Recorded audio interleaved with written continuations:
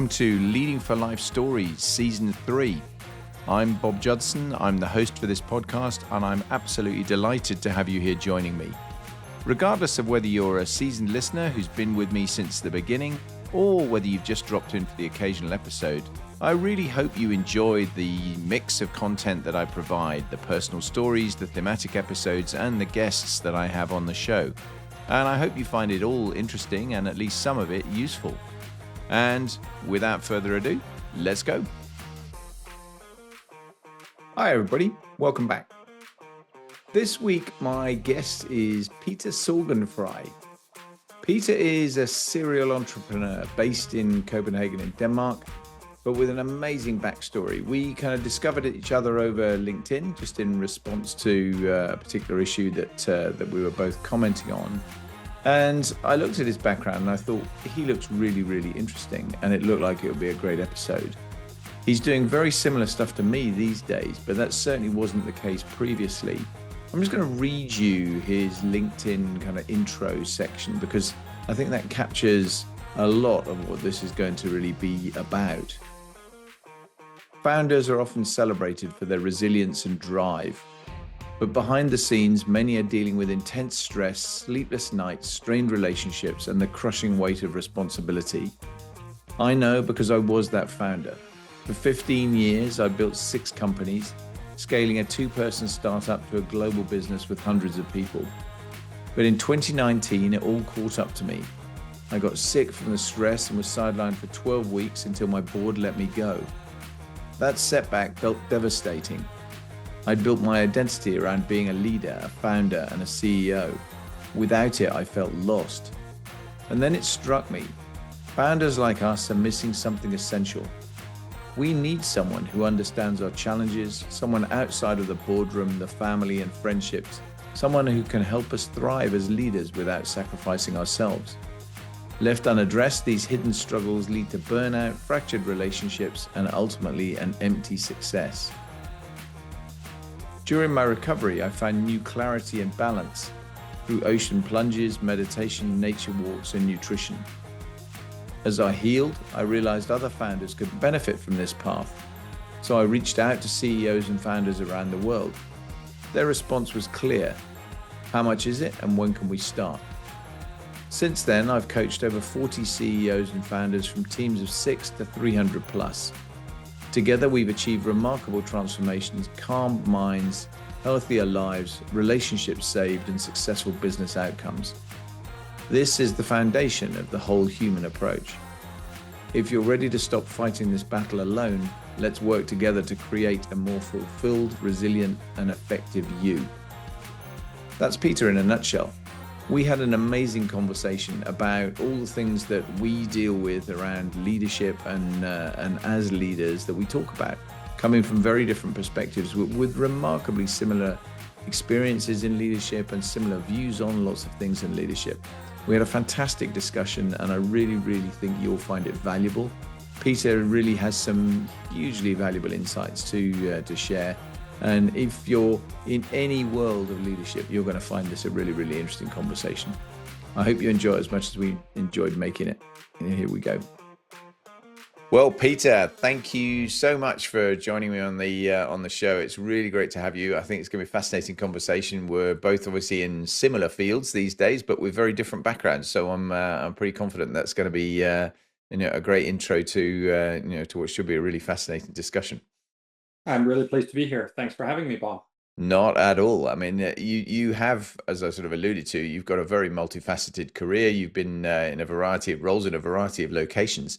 Just to kind of get us started, can you just run through some of that and give us a bit of a summary, if you like, of your career journey?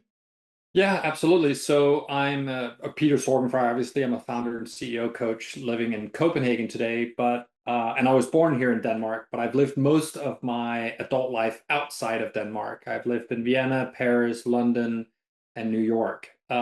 Most of my companies, I started building companies in 2004 was my first business. And that kind of came out of, and we're going to talk about that, not being in a happy corporate setting and deciding to do something else. So I've built six startups over the last 15, almost 20 years now, and some of them have been successful and some of them have not succeeded. And now I help others manage what it means to be a founder and a CEO of a fast-growing company. Nice. Okay. Yeah, yeah. I mean, I think the startup thing is a fascinating area. It's not one I've touched at all, really. So, and I'm sure, just looking at what happens, what you see in the media, and knowing other friends who are involved in that kind of space. I mean, it's inevitably very challenging, and sometimes it's going to succeed, sometimes it's not. So I can Mhm. see from a leadership and coaching point of view, that's going to be a massively helpful to people who are doing that, because it's always good to have conversations with people who got some kind of experience in the area you're looking at, right? It makes a big difference. And I think that's absolutely key to why I'm doing what I'm doing. I'm literally doing this because I didn't have somebody like me when I was coming up through the ranks, right? I had plenty of people with opinions and interests and ideas, but I didn't have somebody I could talk to who actually knew what it was like to be me. And that's why I came up with this idea 5 years ago and now doing it full time. Yeah, terrific. Just go unpack the corporate thing a little bit, and along with, I always tend to talk to people about early motivations and so on. I mean, what got you started, and what took you into the corporate space and then out of it again? Yeah, so I was studying in Denmark. I have a master's degree in economics. And as I was a year and a half out from finishing my master's thesis, a professor suggested I look at an internship with a car company. He knew I was very car interested. And the car company was Daimler Chrysler. And the role was in Berlin, Germany, which is literally, 5 hours south of here in Copenhagen. And I applied for the thing and I got it. And 2 months before I was supposed to start, they call me up and they say, actually, your boss just got promoted to a job in New York City. Would you mind moving to New York instead of coming to Berlin for 6 months?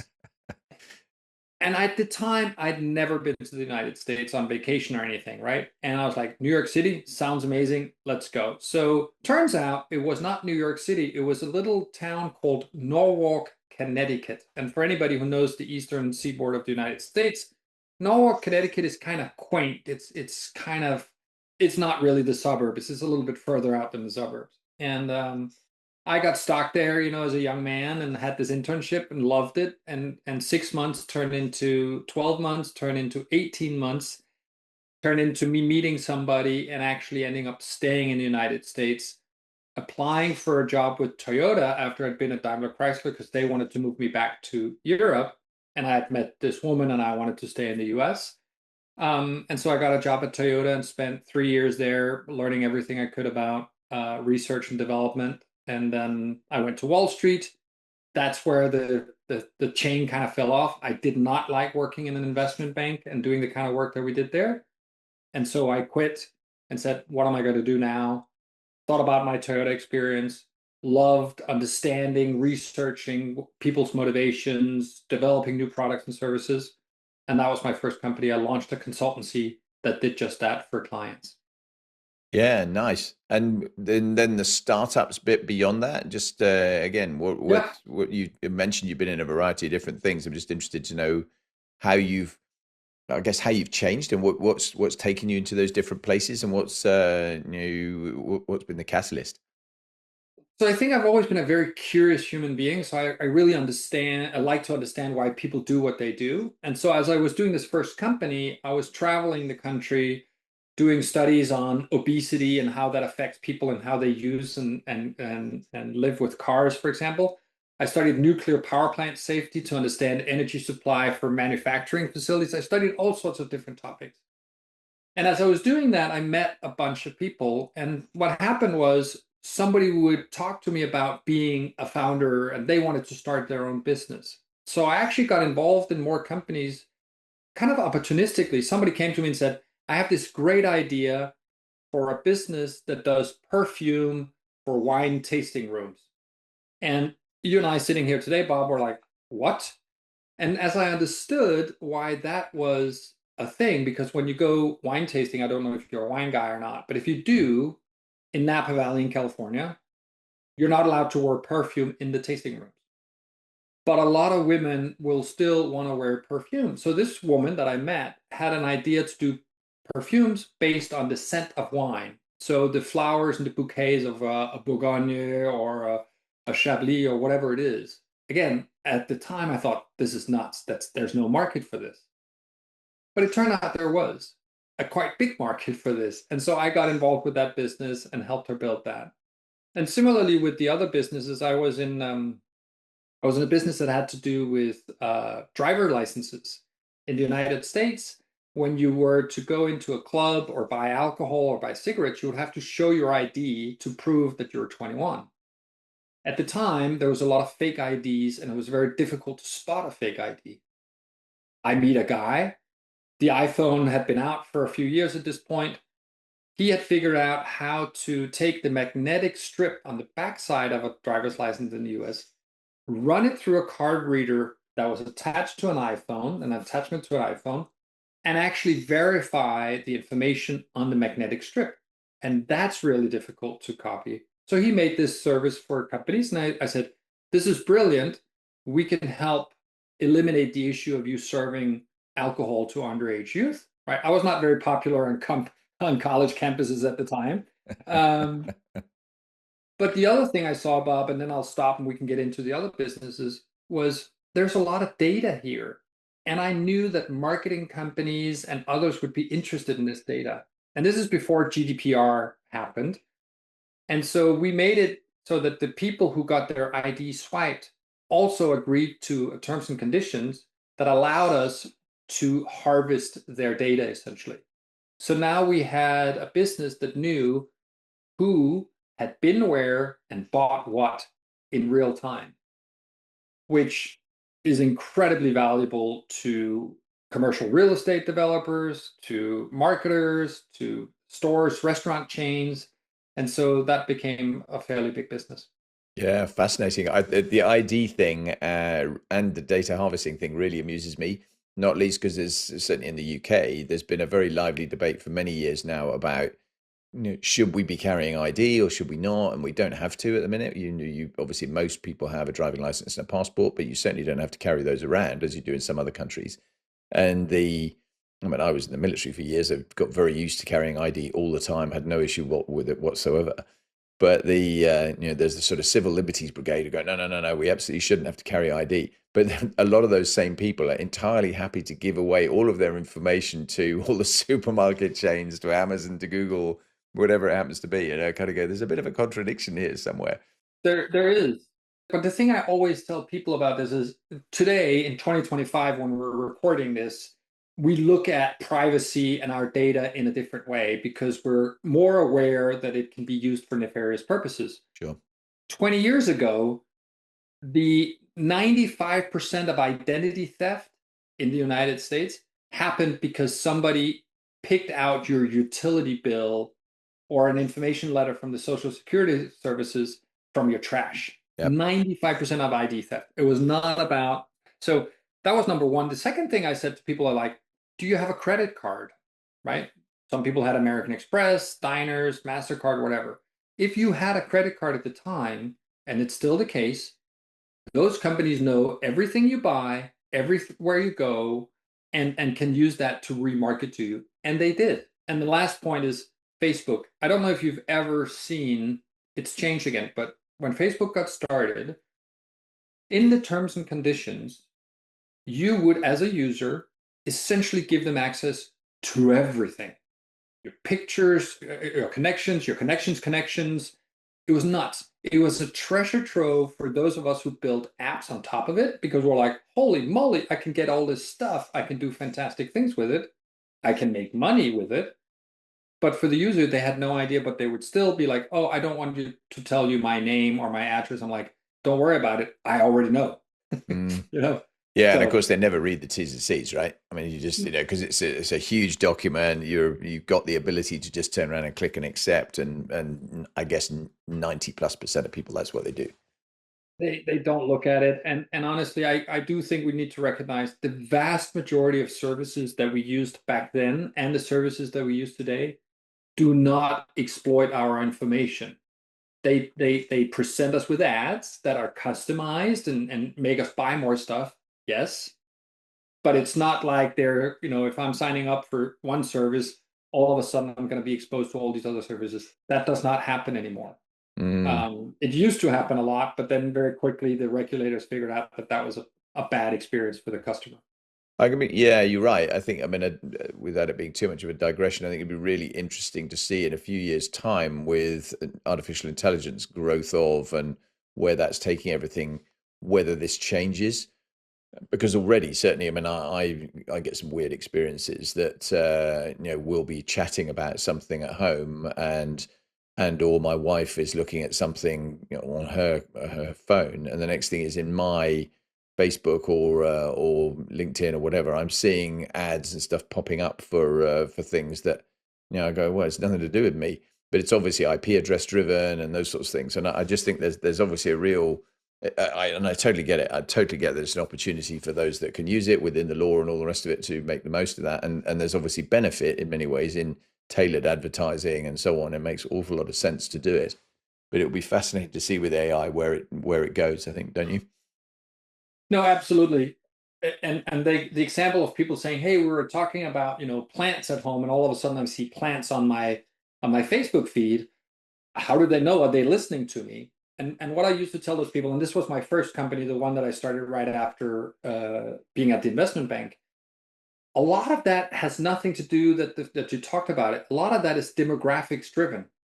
So if at the time, if we knew that you were living in a certain zip code, that you had a certain age, that you had a certain job, whether you owned a car, whether you had this credit card, once we knew like 11, 12 data points, I could, with fairly high accuracy, saying, Bob is going to be into gardening this spring. I'm going to start showing him plant ads. So it actually wasn't because I knew you specifically as an individual. It was because I knew the composition of your demographic and your persona. And that's how it kind of started. But you're absolutely right with AI. And I have a Google Home device. You know, some people are concerned that it listens to me. It may. I've just decided for my life that the benefits I get from using facial recognition on my phone or using my Google Home to give me a timer for the eggs in the morning outweighs the risk I believe I personally run from having information shared with these kind of services. Yeah, I totally agree.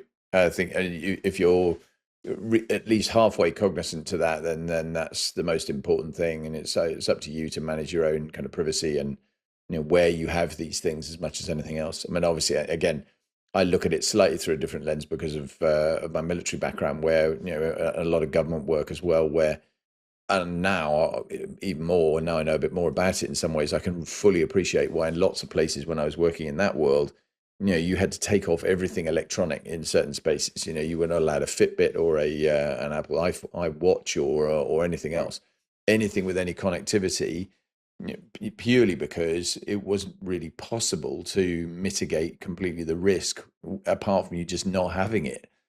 And so that's why you didn't have any of that kind of stuff, and it made life a bit more difficult in some areas. But at the same time, it kind of national security at that point trumped anything that was to do with personal privacy or liberty on and freedom of expression, data, all that sort of thing.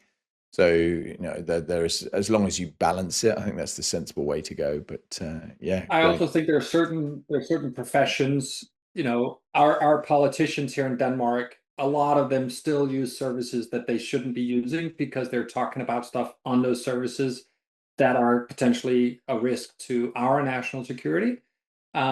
So I agree with you. Military personnel, politicians, people of public interest, big time CEOs and others, they probably should think about it. But I think for the vast majority of the average Joes, it's the protection of privacy is already gone.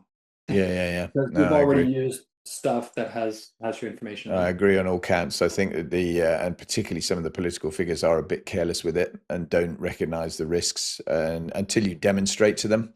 And we had, I mean, again in the military life, had some fascinating experiences where we had listening guys who would deliberately come on a kind of friendly basis to find out what they could find out and look into what they could get from us. And then, of course, when you got the results of that and you replayed that back to some of the people that were on it, it was pretty horrifying for them. And that was a real wake up call, I think, when people started to realize, whoa, okay, I need to pay more attention to this, because all they had done was do what anybody else could do relatively easily, not even in a particularly sophisticated state on state kind of way. And I think it was quite illuminating that, you do have to be mindful that if someone really wants to listen to your conversations and and pay attention to what's going on your messaging and all that sort of thing, they can do it pretty easily. I know there's lots of, end-to-end encryption and all that sort of thing is changing some of that game, but it is certainly still a challenge. But hey, we digress big time. Yeah, sorry. No. It's a fascinating conversation. I'm as you can tell, I'm interested in it as well. So it's a really really interesting one. But I mean, switching back to leadership and sort of subject of the podcast, really, I'm fascinated, not least because of the diversity of what you've done and the different experiences and the different types of people you must have worked with in all those different spaces, and what you're now doing, how you've shifted your own leadership style as much as anything else over time, how you've grown, how you've adapted, how much of that's unconscious, conscious, as you've changed to be the person you are now. I think I actually learned a very important leadership lesson very early on, which was to lean back rather than lean in, right? So I had in my first company actually a woman from the UK who was my first assistant, essentially. Her name is Miriam. I hope she will listen to this one day. And she started working with me. And she said at some point, she was like, Peter, it's impossible to kind of know what you want. I'm not inside of your head. You need to be able to communicate more clearly. Maybe you should write it down. Maybe you should do like a user guide of things, like how you like to work, your way of working. And at the time, I was like, okay, it's just the two of us. How hard can it be? But I actually did that. And I started writing down and saying, all right, this is how I like to get information presented to me. This is how I communicate. So when I communicate in this way, it doesn't mean I think you're terrible. It's just I'm in that mode. So I essentially explained myself to her. And what that taught me was we need to over communicate on certain aspects of our leadership. And one of the things is clear expectations. I now work with a bunch of leaders all over the world. And in the top 5 of the issue that they're experiencing is a lack of understanding between them and their team. And so I keep coming back to clarity, consistency, authenticity, be who you are, but communicate and communicate and communicate. And so that's something I learned early on. And that's something that I've used in all my companies, because I have, to your point, I've worked with people in the fashion industry. I've worked with hardcore data scientists. I've worked with other types of personalities. And each and every turn, I try to understand, okay, if I'm working with Bob, how do I need to communicate so Bob gets the message? Not how I want to give the message. I can explain to him how I operate, but what kind of receptor do I have in front of me? And that adaptability is something that served me quite well over the years, because I could work with anybody as I started to understand how they would receive information and therefore be able to do the job that I would love them to do. Yeah, it's really interesting. And I still do quite a lot of work with Deloitte, having worked there myself after I left the Air Force, and I do facilitate a lot at Deloitte University, and we talk quite a bit about this kind of thing. And the UK Deloitte firm has at least in major parts of it, I'm not sure if it's the entirety of it, they have a thing where they create a thing called a manual of me, which is exactly what you described. Really, it's what I'm I like to do, how I like to work, how I like to be talked to, what's going to push my buttons, what all those kind of things, and very much as you want to interpret it and how you want to put it together, but to try and assist people in exactly that kind of way, because people are different. I mean, some people are morning people, some people are evening people. A lot of the time, I think, as you say, just because I say this to you in that way doesn't mean I'm somehow being aggressive to you or whatever. That's just because I'm in this particular mood. I have that with my wife all the time. She'll give me exactly that. She said, "Why do you say it like that?" And I said, "Well, it's because that's just the way I am. It's not. Don't read anything into that. That's just the approach I take." So I think that is really important, because it so often can be misunderstood. And again, in my military time, we had a system, in particularly in senior roles, where you had people working for you who were, if you like, in corporate speak, would be chiefs of staff, I suppose, military assistants or personal staff officers, and it was their job to be in your mind, to actually, to understand what you were thinking, how you were operating, so they could be most efficient for you, but also they could play that back to the team below you, and make sure that stuff coming into you was as effective first time as it needed to be, the right quality of work, the right kind of input stuff that was in it, the kind of content was going to work. And that was challenging. So having that kind of really transparent conversation, I totally agree with you. I think that makes a massive difference. And you bring up your wife, who I obviously haven't met. I'm sure she's lovely, and I'm hopeful that you guys have a fantastic relationship. But despite the fact that we're with a partner who should know us better than anybody else, they still get triggered, and we get triggered by the way that they say certain things, even after decades potentially of partnership and relationship.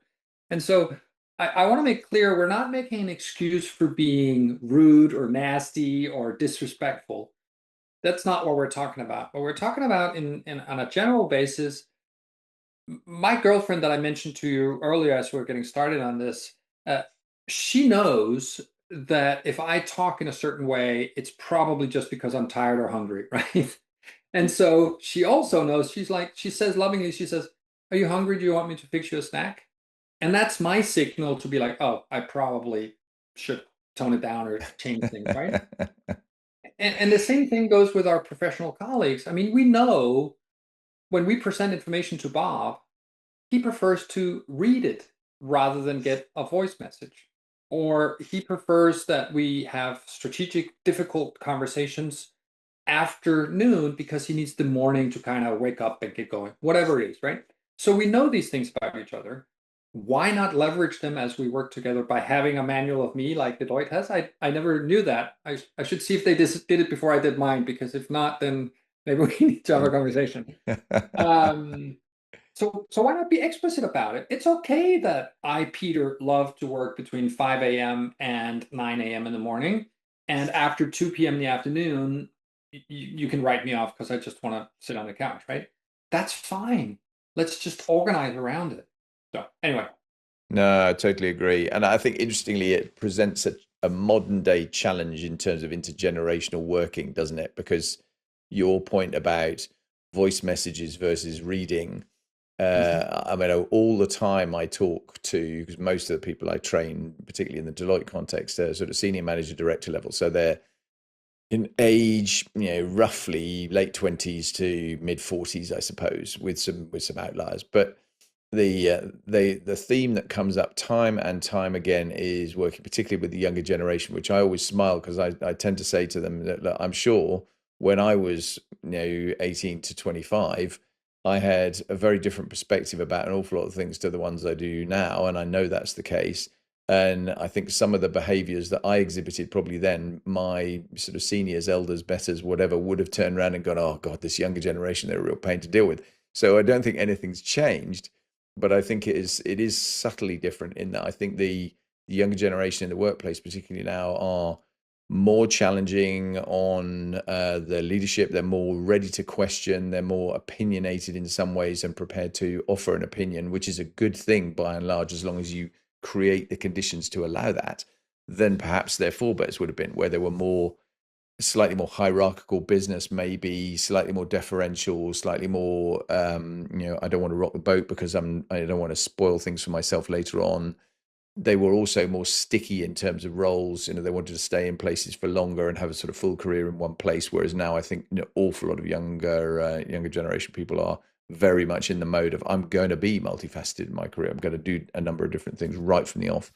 So it is quite different. And I think that navigating that, I mean, an interesting one that was on the radio over here, not that long ago, was discussion around the fact that an awful lot of youngsters will, if you ring them up on the phone, they won't answer the phone. What they'll do is then they'll note who it was and they'll text you back going, "Hi, sorry, what did you want?"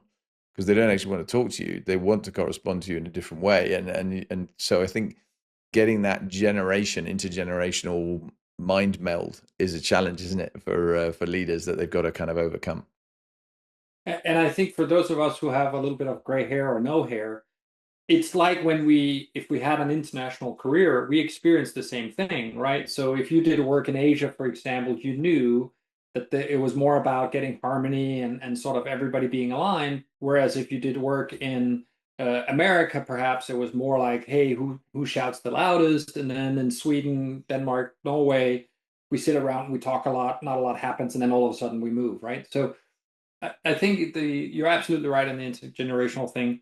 I have a client right now, young guy, mid 30s, in a business that has a lot of younger people employed. So they're in the entertainment industry, they have restaurants, that kind of thing. He is flabbergasted of the lack of communication skills of somebody who's just 5 to 10 years younger than him. So it doesn't have to be a big gap. It is really moving quickly now where we have 20 somethings who are quote unquote misunderstood by 30 somethings. Mm. Oh, Right. totally. Yeah. And I think technology has contributed to that. I think the sense of self has contributed to that. You're absolutely right. The demands or the question that come from the younger employees in our organizations has just exponentially grown in complexity and in volume. And so what I tell somebody like that is saying, well, you just got to spend more time with them, right? You have to get closer to them and understand. And once you understand, you as a leader need to start modifying your style more so than asking them to conform. Because I think the train left the station on that one. I think 20 years ago, leaders could be like, this is how we do it. And the team would be like, all right. I think today is like, this is how we do it. The team goes, well, can we do it this way? And the leader goes, all right, I'll see if I can adjust. Mm. And that's one of the big shifts I've seen in leadership, that the leaders essentially it's become much more difficult to lead others than it Yeah, I used. think that's right. I think that's right. And I mean, interestingly, on your age point, Yeah. I not that long ago, a year ago probably, I was facilitating a course of Deloitte senior managers, where Deloitte UK has a scheme now where they call it Bright Starts. So they have people who come in straight from school. They don't go to university. They're joining a workplace straight from school, which is what I did when I joined the Air Force. I didn't go to university in the first place. And so, of course, what you get by doing that is more experience quickly in the workplace because you're joining 3, 4 years, depending on what kind of degree you do, whether you have a gap year and all that sort of thing. You're joining quite a lot earlier, so you were already steeped in it by the time people who are coming out of university or college join the same organization at the same age as you are. And so this lady was a senior manager who, it made the other senior managers in the room sit up and take notice because she was 26, I think, and was way younger than anybody else that was in the room, but with obviously the same grade and actually a lot of really valuable opinions and a very good contribution to what was going on in the room. But she was really interesting on this kind of her own generation thing because she had real challenges working with them because she said, they I look at some of these people who are the same as me but went through university who have a kind of totally different mindset and they'd go, just get on with it. This is the work we do here. Get a life. And I thought it Yeah. was fascinating to see that, not only there was no age gap. I mean, these were people there was a grade gap because she's now, she's done really well and is therefore significantly senior at the same age as these other people who she's working with. But yeah, it's one of those interesting little challenges that we face in the workplace today, for sure. Yeah, absolutely. Yeah, really, really interesting stuff. I mean, just switch tack a little bit then to leadership traits and some of the stuff that you see in yourself, you see, look for in other people, both in terms of looking backwards at the organizations you've worked with and you've run, and looking sort of into what you do now, where you coach people and so on and so forth. What kind of advice are you putting there? What are you looking at yourself in terms of the things that are important to you, for you, and for other people? Again, I think in my own evolvement as a leader, I went from looking outward to saying, what can I change about others, right? Not about growing them, because obviously that's always a focus. How do I get somebody to grow in their career and in their understanding of what we need to do and in their feeling of self and self-worth in the context of what we're doing. But I used to be very focused on, I need to manage and guide people. And I think I evolved into I need to manage and guide myself, right? I need to understand how I can best leverage what I know how to do to help others. But what is it that I actually know how to do? So it's a segue into saying that one of the main things my client and I work on is the self-reflective. Like, who am I in this context as an individual? What is it that I'm good at? What am I less good at? What do I enjoy doing as a leader? And how do I bring that to my team? So I think self-reflection is something that not enough leaders do enough of. They have Yeah. self-doubt. Yeah, they can have. There's the imposter syndrome a lot among founders. There's the disbelief, like, oh my God, I've gotten $15 million. I need to build this. I don't know how to do it. All these other things, but it's more the who am I in this context? How do I leverage that the best? And how do I stay true to it when I get pulled in different directions? Again, back to you get a lot of money, you have investors, you get some success. For some people, it goes to their head. For other people, it causes them to crawl up in a fetal position and not knowing what to do. They get paralyzed by the success. So how do you stay true to who you are is something that we work a lot on. Yeah, really good point. And I think interestingly, I would add to that, I think team reflection is one of the things that I think is really, really important too. Mhm. I talk quite a bit to people about debriefing in my old language, really. And there's a friend of mine in the States actually, who's another ex US Air Force guy who's written a book called Debrief to Win and talks a lot about that because I think it's something corporately people don't do very much of. And it's Mhm. that internal reflection within the organization about what went well, what didn't go so well, what can we take from it, how can we improve for next time, all those kind of things. Where far too often, I think we're all rushing to the next thing. We're chasing the next shiny object down the road, and we're not necessarily looking at what we've just done and how much of that we can reuse, and just the management of kind of making the workload seamless, but also learning from some of the things that didn't go so well. Because I Mhm. think if you don't take the time to do that and you don't do that as a conscious thing, and we used to do it in a very structured way. I mean, if you look at it in a flying mode, and would fly a sortie. If it was a formation sortie, would brief it, fly it, or obviously plan it first, brief it, fly it, and then land, get sorted out, get changed, get a cup of coffee, come back in, and then we would have a very structured debrief that the leader of the formation would lead, that everybody had to be in. There was no not attending the debrief, that just didn't happen. And you'd pull it to pieces, and it would be quite personal some of the time. You'd be, and you were absolutely expected to kind of own up to things you could have done better, and to learn from those, and put stuff into the system, which was hopefully going to avoid people making similar mistakes, particularly if there were safety issues and things like that. Then that was always the number one thing, was safety points. Right. And rarely did we have any, fortunately, but when we did, we would absolutely dissect them. And I think it's just one of those things that I think we don't necessarily in the commercial world make enough time for. Absolutely. Could not agree more. The closest we get is some people have started to do these pre-mortems. Have you heard Yeah, about those? I've heard Yeah, the term. right. Yeah, yeah, I heard the term.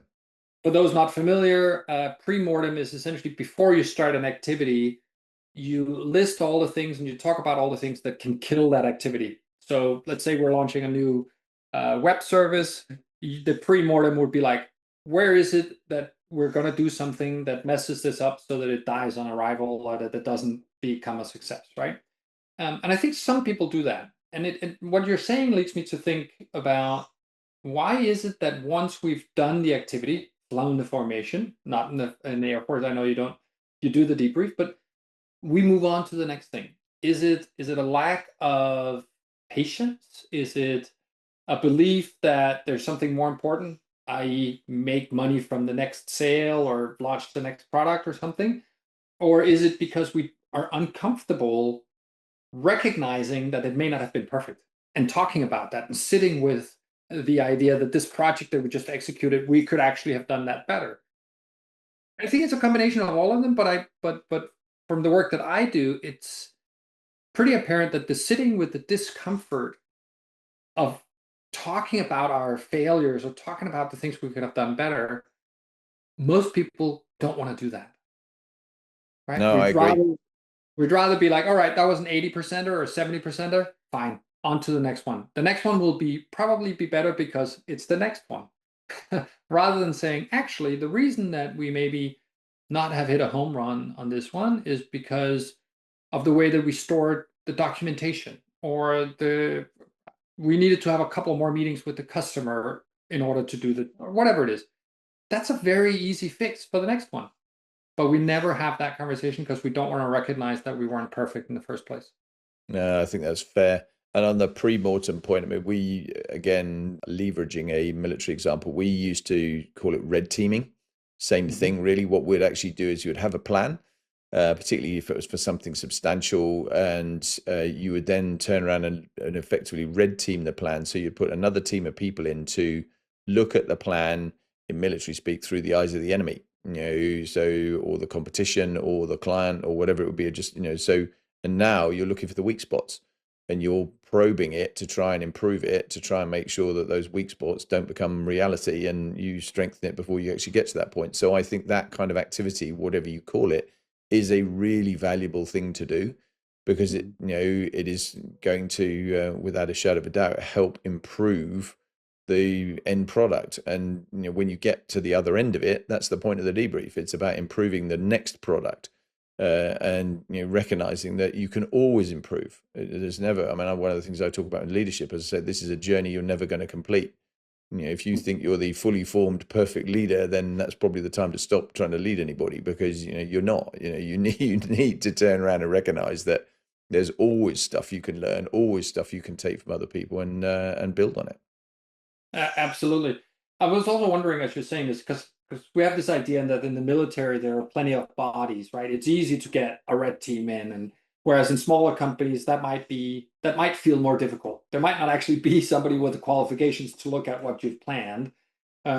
So what can you do instead?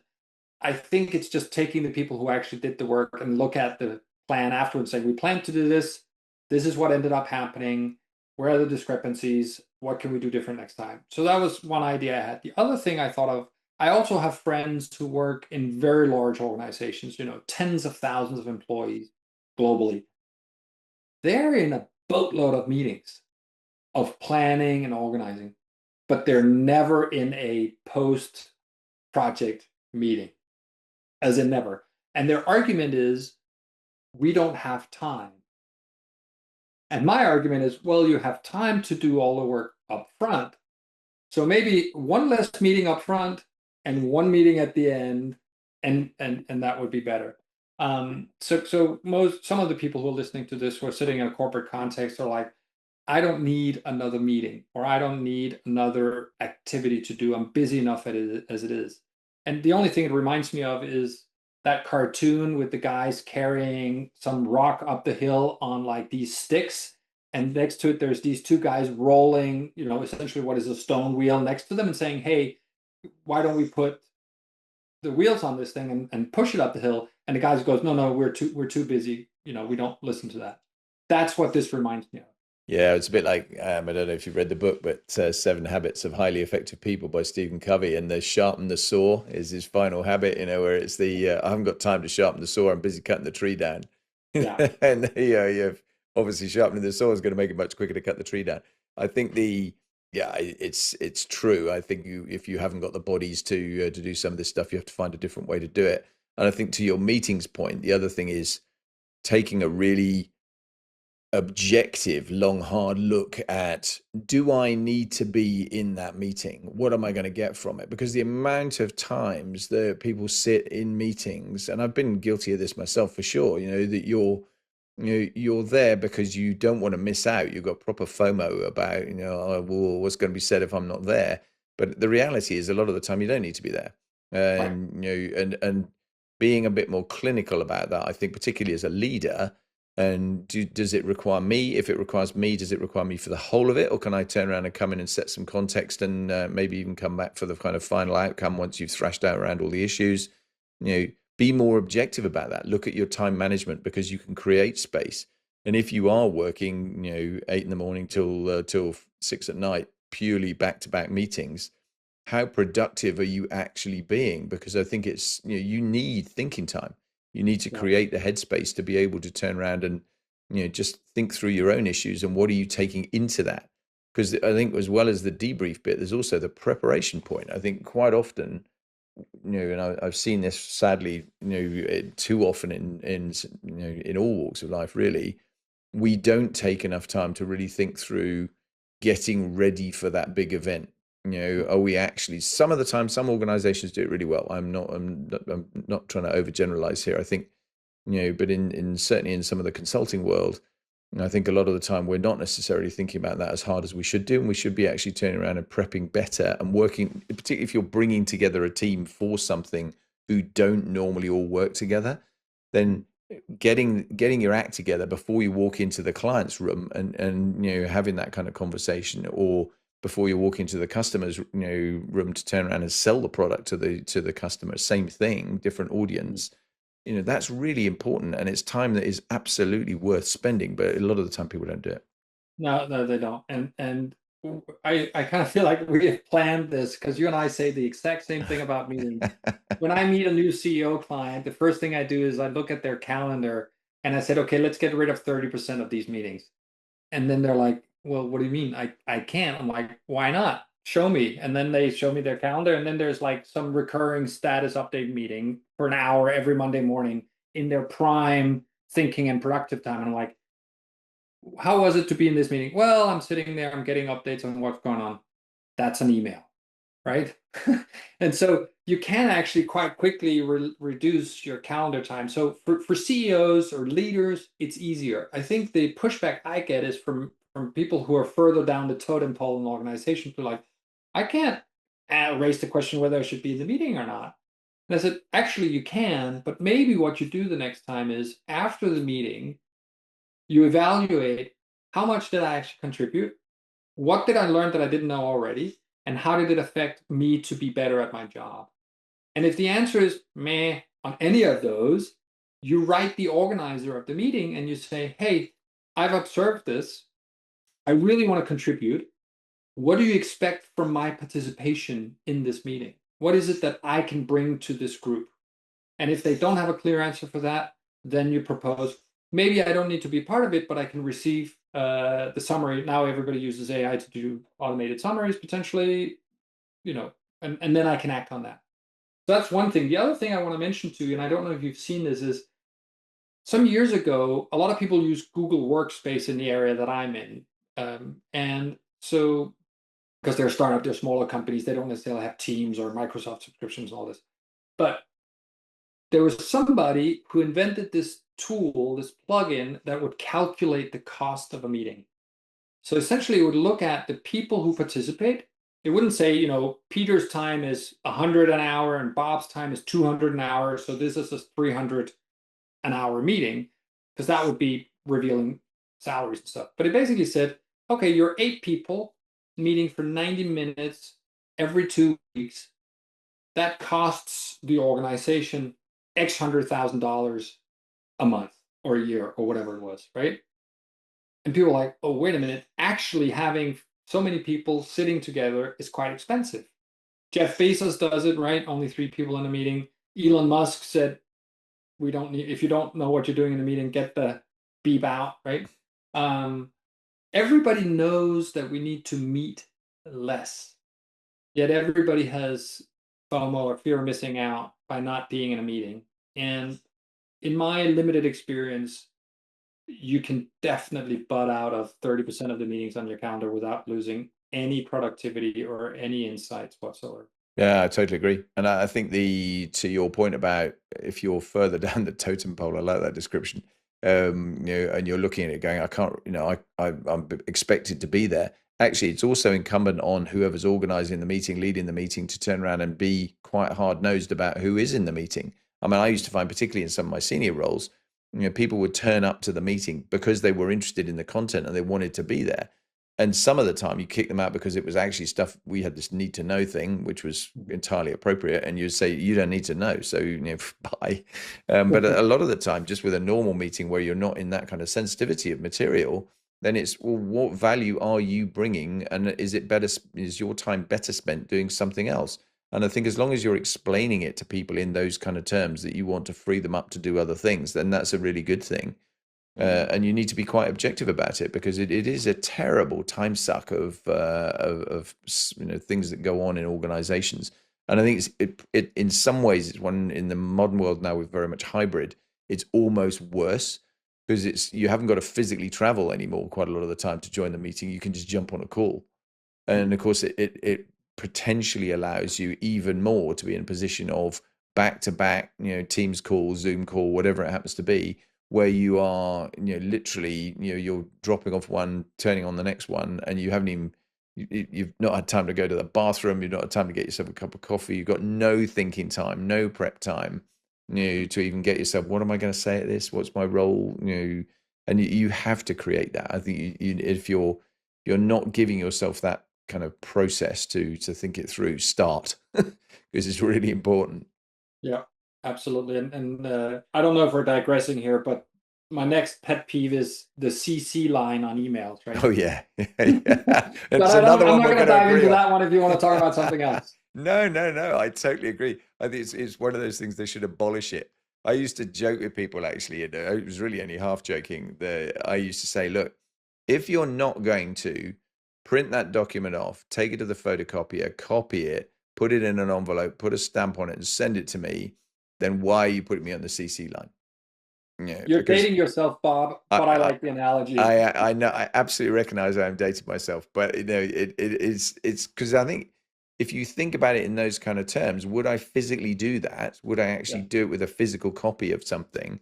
Then, because it's laziness. I mean, it's really easy just to copy people. And my two real hates in that are, one, where there's implied action, actually, so it isn't really CC at all. They're expecting you to do something, but they're sending it to you in CC.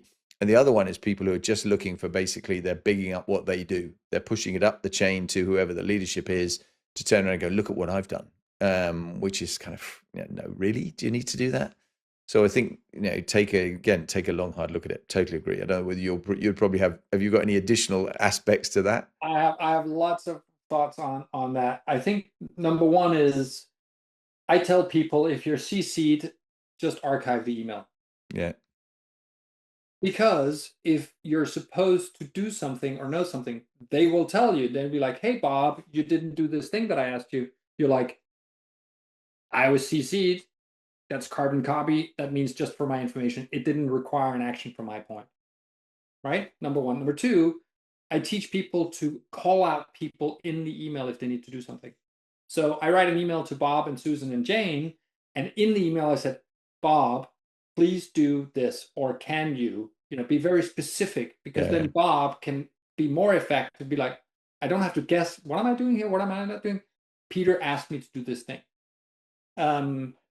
So again, it's about back to this principle of clear, consistent communication, right? Another one which is interesting to me is this idea that we use Teams now as Teams chats or Slack for chats and stuff. And what I tell clients is, any information shared should be public by default. So I don't do a DM with you, Bob, about something. Let's say we work together on marketing. I do it in the marketing channel, and I tag you and I say, at Bob, as we discussed, could you help me get this stuff ready? Or here's the stuff that I promised to deliver you, Bob, on this thing, right? Why would I want to do that in an open channel? I want to do that in an open channel because then people can follow along at their own pace. I do it in an open channel because if I at you, if I ping you, you know that you need to pay attention. Otherwise, you don't have to pay attention. Mm-hmm. If I do it in a private channel, you and I can have a long discussion about this wonderful thing that we're doing.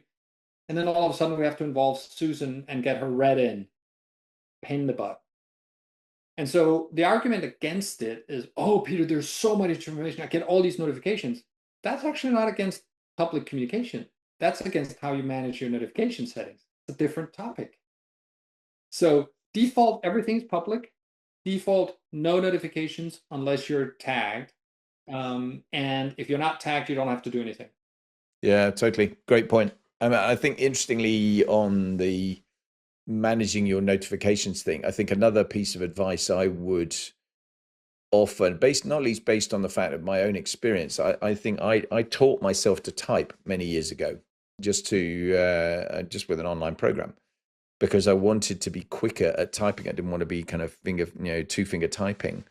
And I've also invested a fair bit of time myself in terms of the products I use the most. So whether it's Word, PowerPoint, Excel, those kind of things.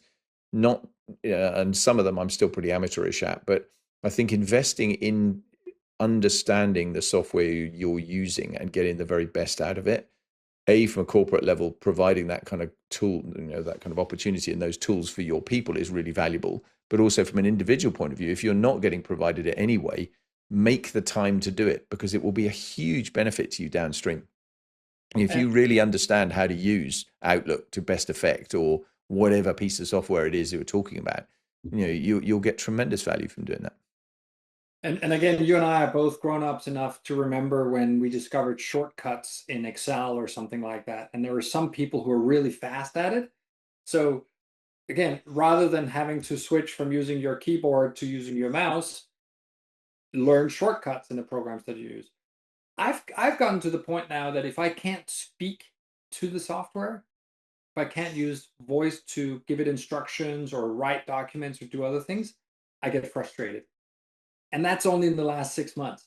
I've gone from, I also type with all 10 fingers, but I've gone from wanting to do that to thinking that's too slow, because I can just press a button and say, hey, we're going to write an email to Bob. It's going to be about this thing, this, that, and the other. I use some AI to make sure that it looks good and sounds good. Boom. Right.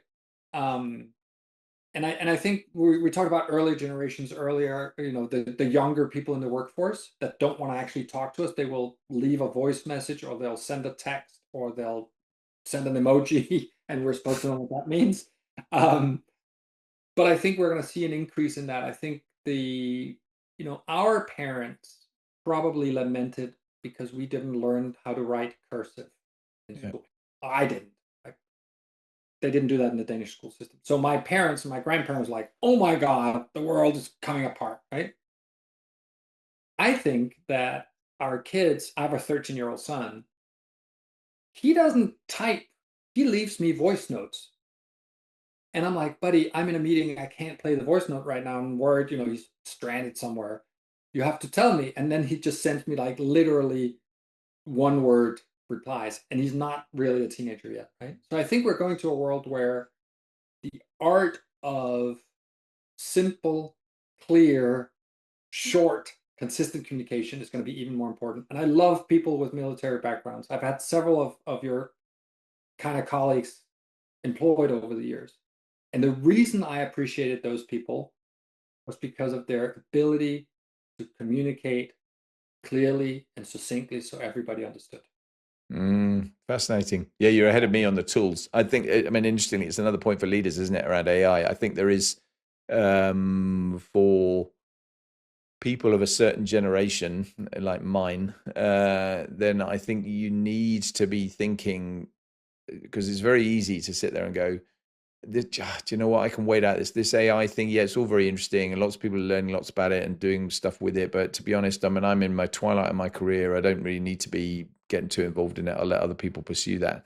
And I think that's a mistake. I think if you're a leader, you need to be leading, and you need to be getting out in front of this and understanding what the opportunities are, and at least, not necessarily in the technical detail of it, but being able to use some of the tools, being familiar with them, being, creative in terms of what you're trying to do with them. And even if it doesn't necessarily always work for you, that's fine, but at least have a go. I think it's lazy as a leader to not do that, and I just don't think it's you're doing a good service to anybody that's working for you either. And just to add a little bit of a Debbie Downer point, your team is not going to respect you if you don't keep up. Sure. If you're having a bunch of 20-year-olds working with you and for you, and you're a 40-something or a 50-something leader, and you're the guy that still needs to get an email to get information, they're going to start being like, oh, why can't he just, like everybody else, be okay with a WhatsApp message, right? And I'm not saying you need to change completely, but if you don't understand how they want to communicate, the tools that they're using to communicate, how they leverage technology to move faster, they're going to look at you and be like, yes, Bob, Peter, they have some information, they have some experience, but they're not fully going to appreciate you because you're not playing on the same field. Mm. And I think that's something that's a little bit, it's not talked about a lot, but you know, uh, it used to be that my grandfather, who's now passed, he would say or do stuff where I'm like, oh, that's not really with the times, right? They had opinions about politics or whatever it might be, women, old school stuff.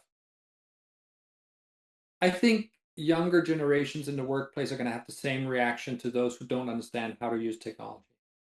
I Yeah, think I they're think going to that's be like, fair. it doesn't quite fit in my worldview.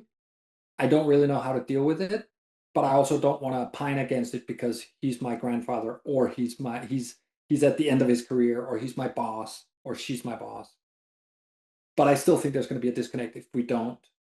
You don't have to be the expert on ChatGPT and Claude and what all sorts of other things, but you need to understand how these kids are using the tools and how you can use them themselves in your work. Yeah, no, I think that's totally right. Interestingly, just to probably close this off because we need to get back to something else in a minute. But it's been a really interesting discussion and digression, and I'm grateful for it because I think there's lots of useful stuff in here. But I would be really interested in your view on the future, given where we've gone to with hybrid working, because I think one of the, and I'll set up my stall if you like. I think one of the challenges that exists now is we've created a culture, certainly here in the UK, where a lot of people hardly ever go to the workplace unless they're in, obviously if they're in a manufacturing environment or whatever, then obviously they have to. Clearly, there are still plenty of bits of society that are like that, but in a kind of clerical office-based corporate setting, there are lots of people that don't do that. And I do wonder a little bit about how they learn if they're at the younger end of the spectrum here, how they kind of really get the team cohesion and the kind of water cooler, coffee machine conversation stuff that certainly that's how I learned an awful lot of stuff. It's not the what you do formally in terms of exchange of information. It's about the stuff you're sharing in other settings, which you're just not going to do if you're never in the office and never co-located in any way, shape, or form. And I think we it's incumbent on leaders to think through that a little bit as to how are maybe in 20, 30 years time this won't be relevant anymore, and people will be learning in a completely different way, and so on. That'll be fine. But right now, making that transition, it feels to me there's still stuff to do to get it right, because I see quite a lot of people who frankly are not getting it right. I think their social interaction is poor because they're just not doing it.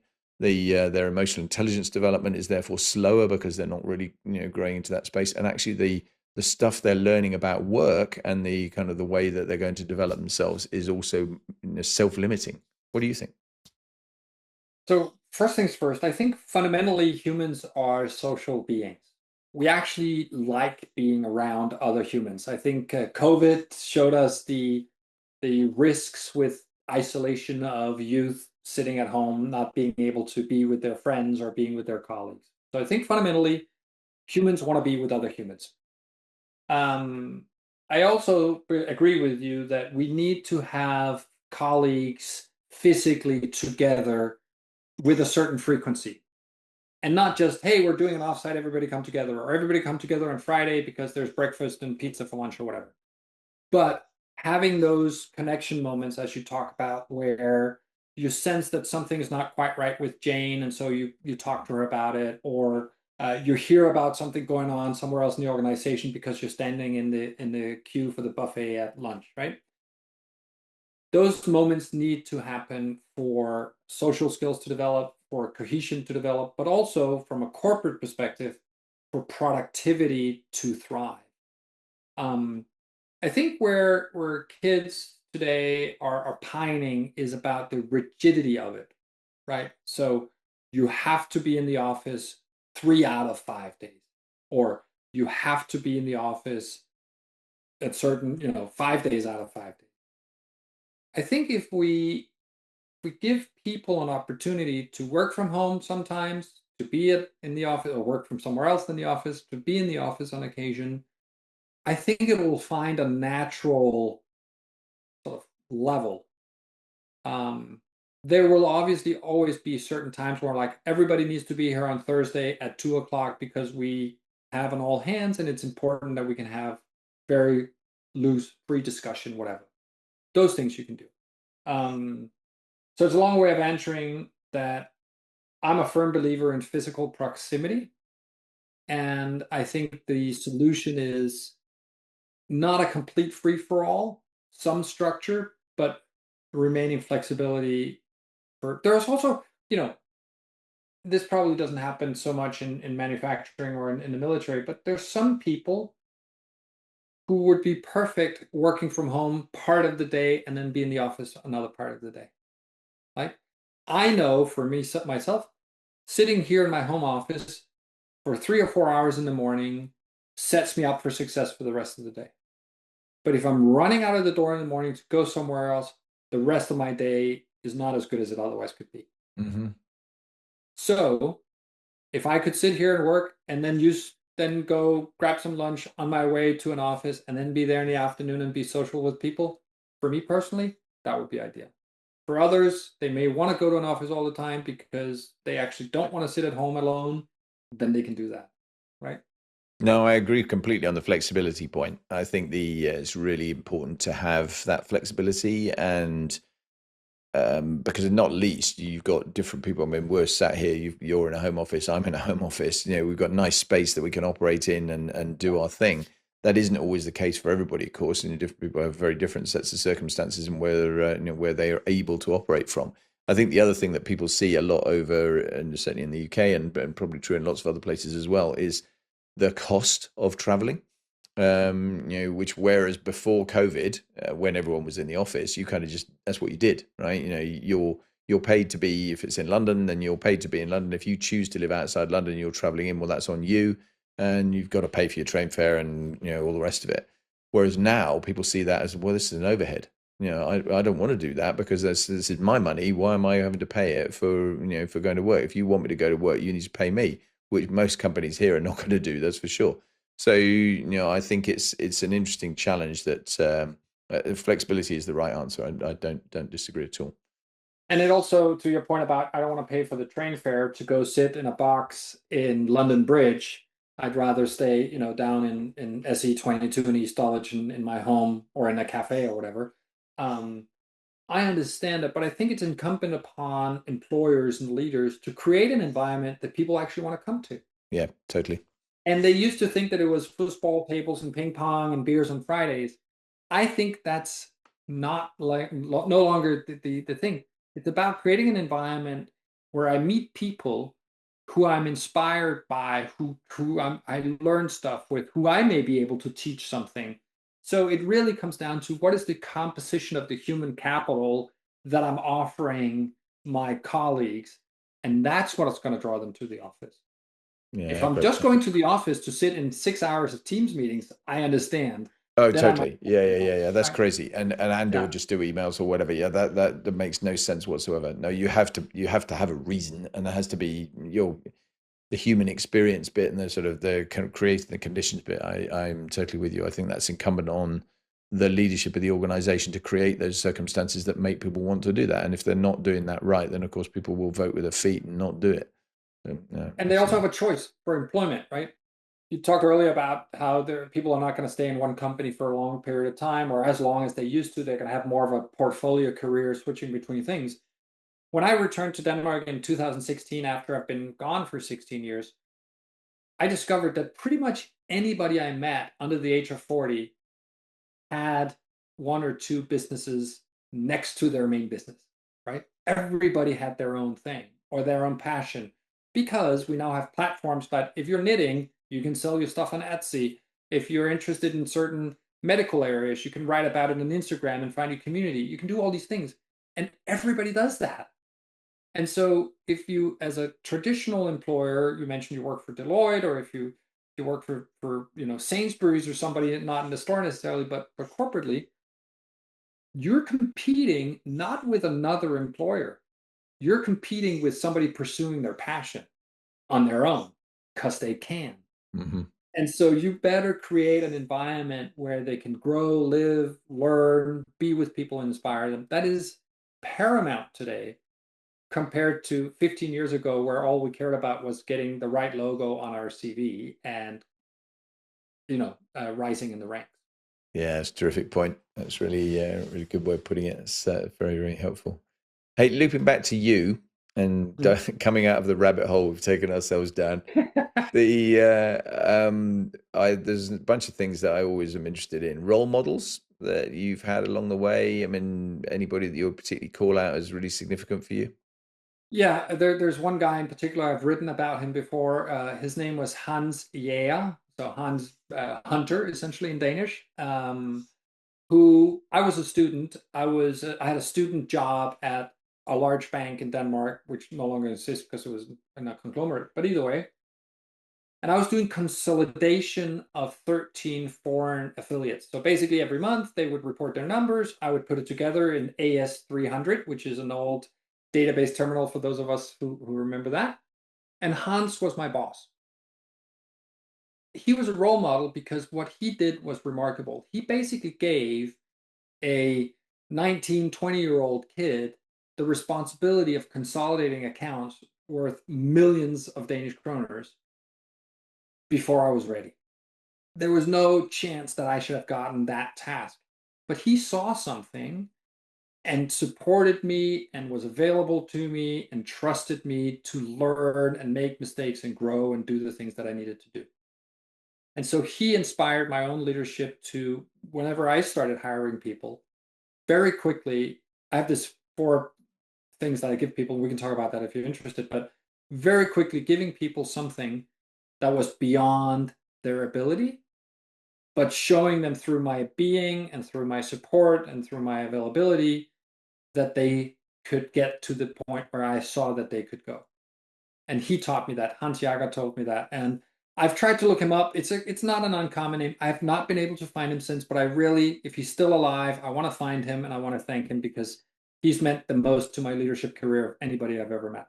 Nice. That's a great story. I mean, interestingly, I am very interested in your 4 things. We'll come back to that in a sec.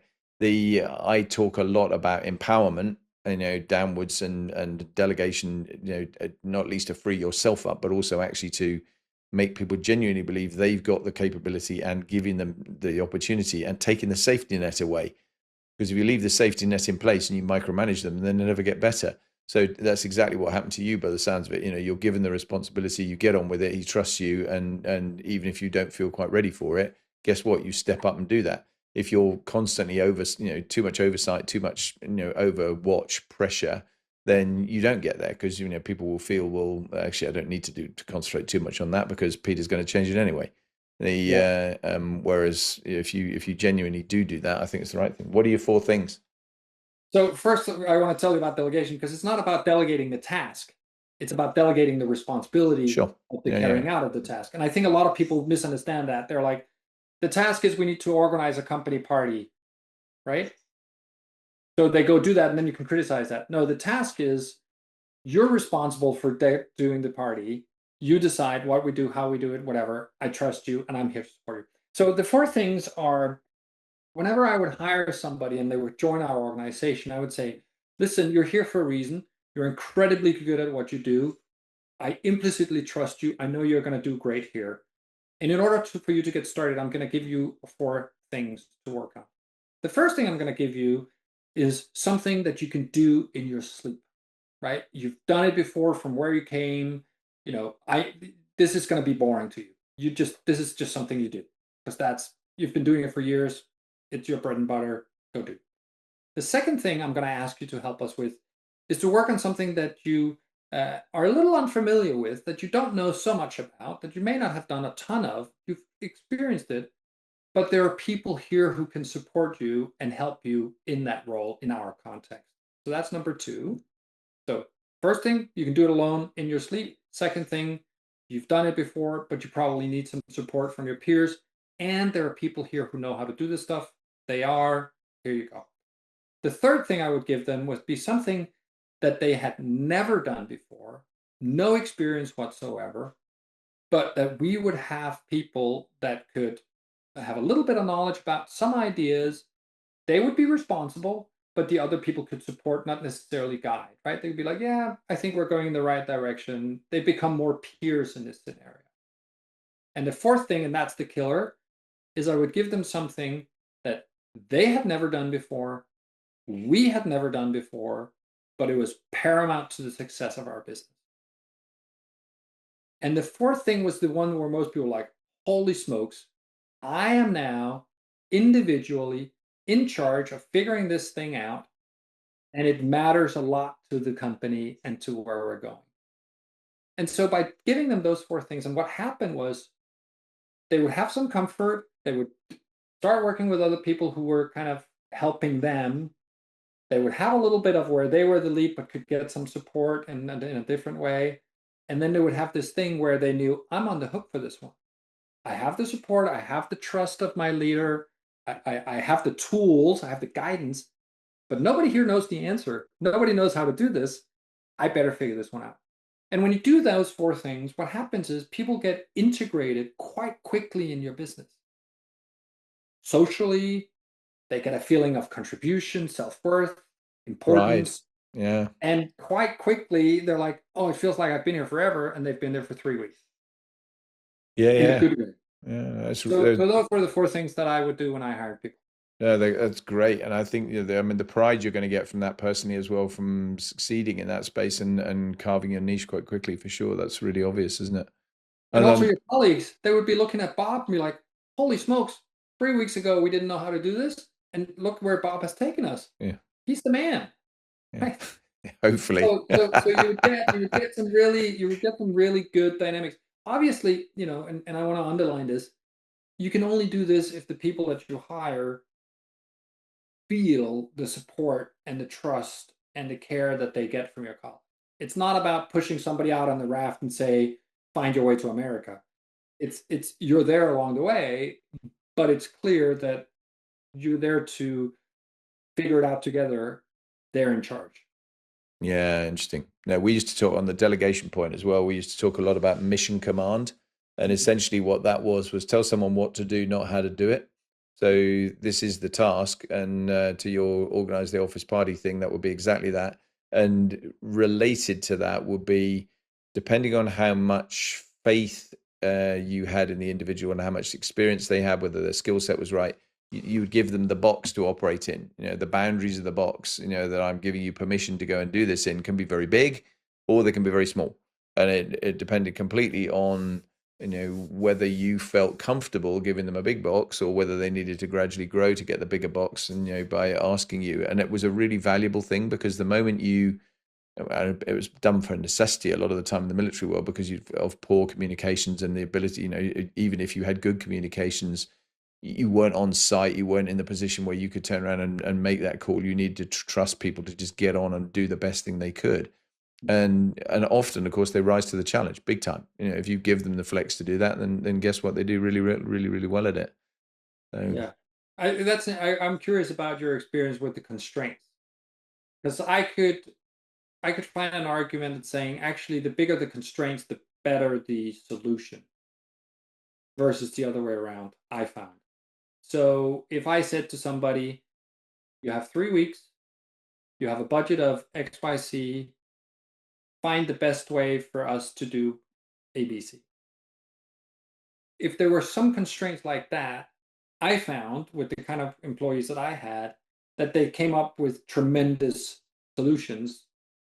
But if I said, I don't know how long this is going to take, I don't know how much money we're going to invest, I don't really know what we want as an outcome, because you always have an idea of an outcome, right? But if I'm like, then insecurity would creep in, groupthink, a lot of discussions, and we wouldn't necessarily move. So some certain level of constraints I found was most helpful. What do yeah, you what do you no, think? I totally agree. I think the reality was there would always be constraints around budget. I mean, often they're going to be constraints around time. And I think you're always, in my experience anyway, you are setting the outcome. You're setting the at least the broad strokes of the outcome. This is roughly what we're aiming to get to. Exactly how we get there, what this is going to look like. Okay, that's going to be dependent on where you take it. I think the constraints and the size of the box thing is more around how much freedom you have to operate. You can have kind of complete freedom. That's all I'm giving you. I'm giving you time and I'm giving you budget, and and off you go. Or actually, what I need you to do is I need you to come and take me through your ideas at every step of the way, so we can actually just test that and explore it and make sure where we're going, so we're roughly on the right track. Obviously taken as read, you're working within the rules, and you're not going to kind of break the company policies or the law or anything else along the way. But those kind of constraints would be more, I think, where it's my comfort level with you as an individual. If I think you've got all the experience and all the skills and all the the kind of connections to be able to do what we're asking you to do with minimal further guidance, crack on and do it, and we'll just expect the result downstream in 3 weeks, to use your 3 weeks. If you're, on the other hand, you are new in the organization, all the rest of it, then come and make sure, if it's not me, you're tapping other people's advice, and don't be sailing out on your own across the Atlantic with no support. Again, to use what you suggested, I think it's really important to provide people the right kind of safety net, but not too much of a safety net. I mean, I had to discipline myself. It's one of the things, again, I talk to people about quite a lot. When I used to be, and still am to a degree, very, very fussy about my written work. If I'm producing something, whether it's a presentation or a paper on something or whatever, I want the format to be right, I want the grammar to be right, I want the spelling to be right, obviously, but I want the content to be right. And obviously I'm owning what I'm putting into it. And I used to ask people to draft me a presentation, draft me a document. And of course they'll produce me something. I'd go, yeah, okay, great. And I'd basically rewrite it. And which incredibly depressing for the people that had done that work, because they'll see what went final and they kind of go, next time, well, why am I going to bother wasting a load of time on this? He's going to change it anyway.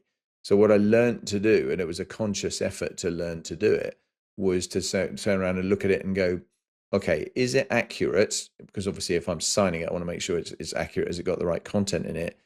Just because it's not in my style, is it actually still going to work, and is it going to be readable? I mean, obviously it needs to be grammatically right and formatted so it's useful. I used to say to people, look, if people read what you've written and there are 5 spelling mistakes in the first paragraph, by the time they get to the third paragraph, they're just looking for spelling mistakes. They're not actually reading what you've written anymore. So you need to be conscious of not having that kind of situation.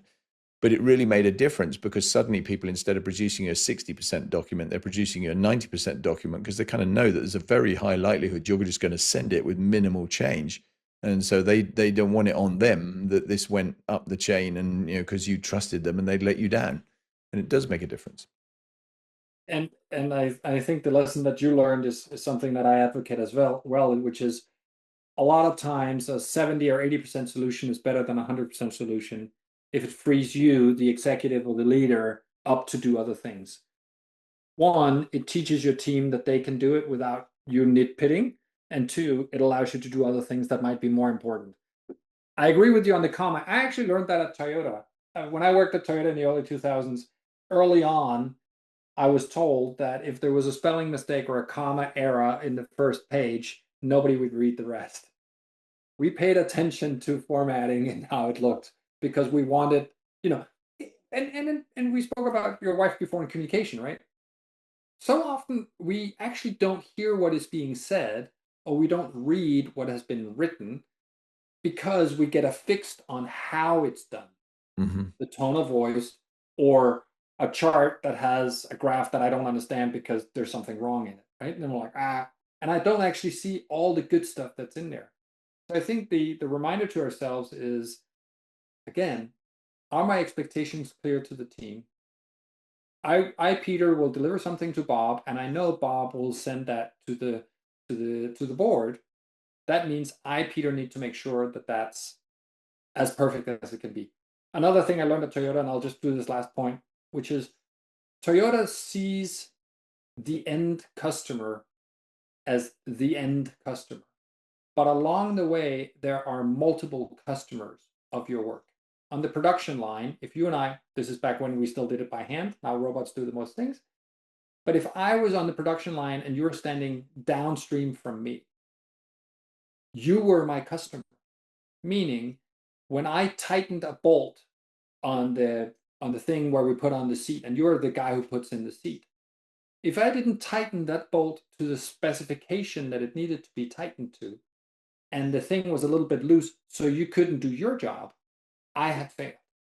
You were my customer, not the person buying the car at the end of the line. And I think in corporate setting, it's kind of the same. I was a really good number two for the few short years I was reporting to other people. I learned that I needed to do so that my bosses looked good, that they could do their job. And therefore, I paid a lot of attention to those little details that allowed them to just hand it up the chain. And they would be like, Peter's a star. I was the youngest manager in Toyota history because I was really good at taking care of my bosses, right? Not brown nosing, but making sure that they could do their job. Yeah, yeah. I think it's right. And I think the kind of culture or setting the culture, if I look back to my flying world in the Air Force, we really did set the conditions for everyone is critical here. And particularly there are some people obviously who, the pilot is the one that often, I mean, I joke with people a lot that every time I say to people I was in the Air Force, the first question they'll ask is, oh, were you a pilot? And of course I was. It was great, but I've always felt sorry for people that weren't because they're now into, no, I wasn't, but and the reality is, for those of us that were pilots, I mean, it was a real team game. I mean, you absolutely needed everybody, whether it was the engineers, whether it was the air traffic controllers, the suppliers, the administrators, all the rest of it. All of it came together to enable you to do your job. So to your multiple customers along the way thing, it's the same thing. And any one of those to the car production line analogy, if you don't tighten your bolts properly and you do something wrong, then downstream there's going to be an impact to that, which could be very serious depending on exactly what ultimately happens. So it really matters. Yeah, And also in our personal lives, just to tie a bow on it, right? If I leave stuff out on the counter in the morning when I leave the home, who's going to meet that when she comes home and just wants to fix herself a snack and therefore clean up for me and put it in the dishwasher, right? So if we think about our personal relationship too, if we basically take care of our thing so that they can take care of theirs, things are going to be much smoother. yeah, yeah, totally. It's a great point. Just to loop back to you before we close that and move on to something else. I mean, advice. You've done a lot. You've covered a lot of ground. You've had some. Clearly we'll get to highs and lows in a minute. But just advice to a young Peter. I mean, if you were looking back now and as your own reflections and what you would offer to yourself again. Take better care of yourself. Interesting.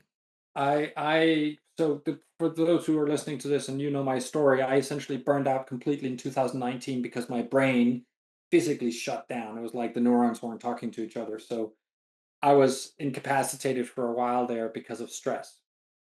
And what I was told afterwards and what I've come to understand in the last 5 years, sort of studying the issues around it, is I was only using one part of my brain for 20 years. I was only using the left side of my brain, the rational, logical, business side of the brain. So essentially, I burned down the engine on the left side of my brain because I was only using that. And so the advice would be it is absolutely okay to be super motivated, engaged, happy with what you're doing, but you need to be doing other things too. You need to have more downtime by yourself without devices. That's one of the things I prescribe today. You need to have other hobbies, spend time outdoors, spend time in museums, spend time with books, learn, use the other side of your brain instead of just figuring out how do I sell the next widget? How do I motivate this person? How do I run this company? So that would be the piece of advice I would give myself. Take better care of yourself. Yeah, that's a great point, and I think it is so easy not to do that, and particularly when you're very driven and very focused early on. You just it slips away, doesn't it?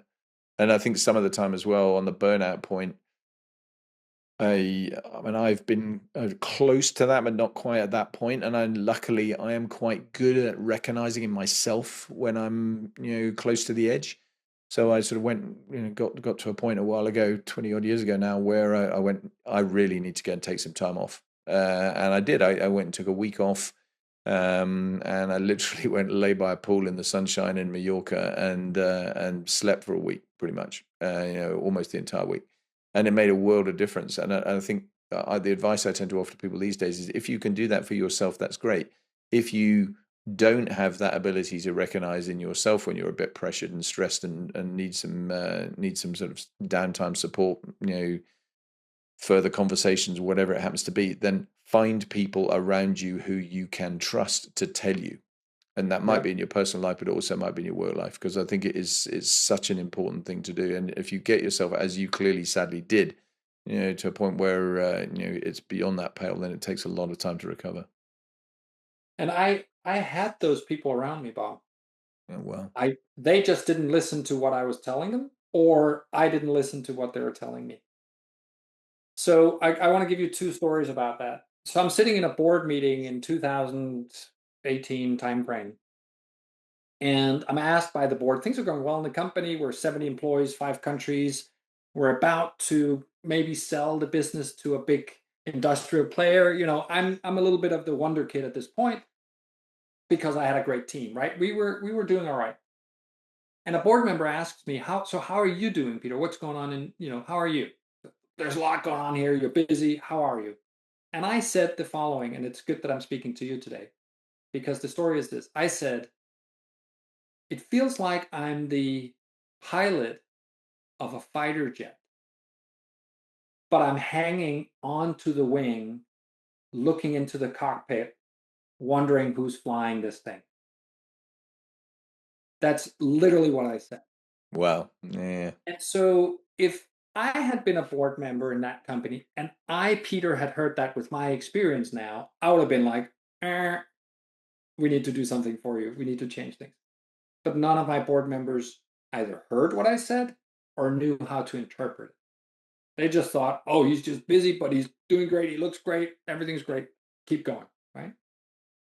So that was one thing. The other thing was I was traveling a lot. There was a year, my son now refers it to the year I wasn't home. Right. That kind of breaks my heart. But I was on a plane probably that year, average twice a week on a different plane. So a day trip to Berlin, a day trip to London kind of thing. My family, my sister, others were like, are you working too much? Are you stressed? I mean, you're never around. You're always thinking about this thing with your job. And mind you, I came home at 5 o'clock in the evening. I was with my son and my wife at the time. I was didn't work on the weekends. I didn't have that 7 in the morning to 10 o'clock at the night in the office 7 days a week. But my mind was constantly on business. I wasn't present with my family at home. I could sit with my son, but I couldn't tell you what we did for those years. I would go to family functions. I don't remember which ones I went to. And so my family actually did say, hey, you seem to be super busy. Do you need to maybe take some time off? Or do you need to take some rest? Or you're not sleeping well? There's something there you need to fix, or you seem a little short with us now. You're much more brief than you normally. They gave me all the feedback on all the signals I was sending, and I didn't listen Yeah. Yeah. Yeah. Shunned it because, out. like most of the clients I have today, and how I felt at the time, I was great. I can do this, right? I didn't feel it, and so when it happened, and this is the final point I want to make because I think it's really important to your listeners if they're in this situation, there will be physical manifestations of you getting close to the edge.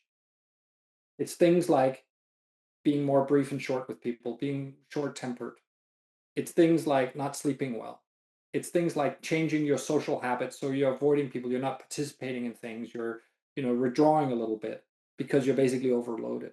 It's your diet, if that's changing, if you're not, eating as well, if you stop exercising, if you used to exercise.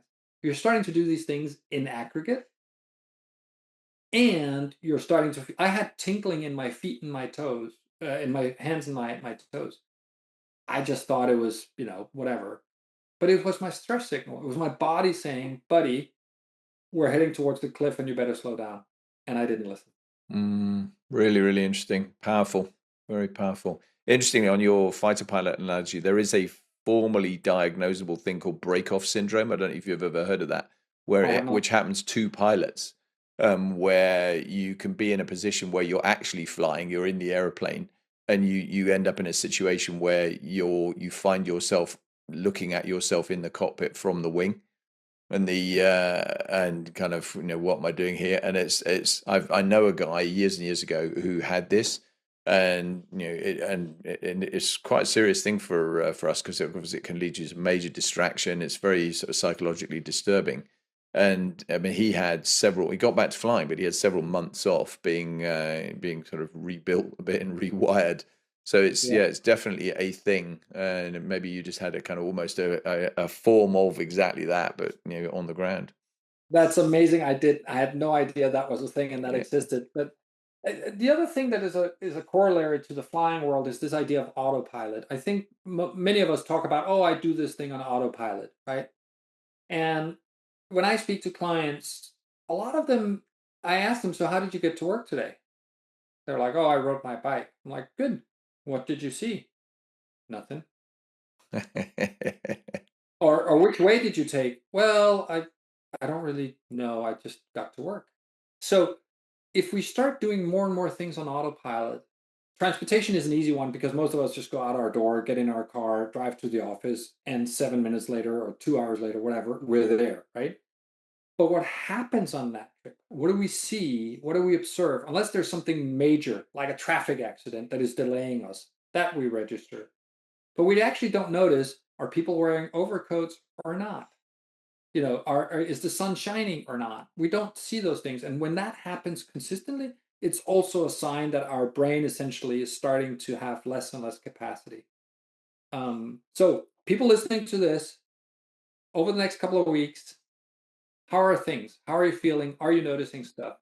Are any of these things, do they resonate with you? If they are, to Bob's point, please find somebody to talk to, either somebody you know and trust already, somebody like me, somebody else in your community that can talk to you about the issues and help you perhaps avoid burning out. yeah, really powerful. Very, very good points. It takes us kind of nicely into highs and lows. I mean, I'm sure you've had a few of those, but what's the highest of high points? Professionally speaking, Yeah.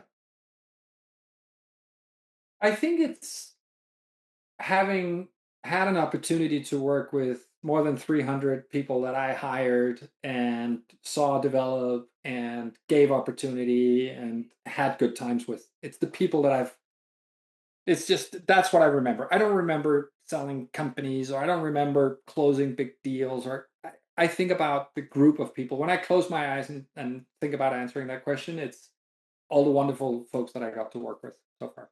Yeah, nice. And when you look back across the totality of all you've done and achieved, is there anything you'd have done differently now if you had your time again, and if so, what would it be? I think we've talked a little bit about it. I think I would have taken care of myself better. But if we sort of look beyond me as an individual, um, I should have, or I would have. It's hard for me to say, but I think I would have done a better job being a dad in my son's early years. Mm. Um, I was there, but I wasn't really there. Yeah, it's very common, isn't it? I mean, you hinted it that I mean, I've got failed marriage behind me, and without doubt, that was largely my fault. Too much time apart. Some of it Yeah. wasn't my fault, and that was the job. The Air Force took me to places, and I had to go there. But you I think it's very I easy to. had a choice. I had more of a choice than you did, right? Because of the industry that you were in and the context that you were in. Also, you were literally helping secure peace and save the world in some ways. I was just selling swimsuits or selling data, right? I mean, it wasn't. And I think for most of us, obviously, there are a lot of people in the armed forces around the world who will also listen to this. But for the rest of us who are just working in commercial businesses, it is really a great sacrifice to make to sell more soda, Mm. to lose those that are most important to you. I tend to talk a lot to people about look at it as a balance beam, professional, personal, and not in the work life balance sense. And I know lots of people don't like that term anyway, but but actually thinking about the fact that if you get out of balance, your professional life can help pull your personal life back into balance, and vice versa. But if they're both out of balance, then that's a disaster waiting to happen, and you need to be really, really careful about it. And I think for all the reasons we've been talking about, it is such an important thing that a lot of people just don't focus on some of the time until it's too late, and they don't listen to the signs, they don't listen to the comments from people. And I'm certainly guilty of that, 100% still guilty of that. And now, I mean, I have to check myself very regularly with and not least because my wife is a great conscience for me. She'll, she doesn't know it. She doesn't tend to listen to my podcast, luckily. Otherwise, she'll, she'll beat me up for talking about it. But I think she doesn't realize a lot of the time the impact that she is having in a positive sense in terms of making me go, yeah, okay, I need to think about that a bit differently. Whether I do enough to do it differently is another matter. But I do think having those kind of people in your life that are able to turn around and really influence you and making sure you are opening yourself up to being influenced is important.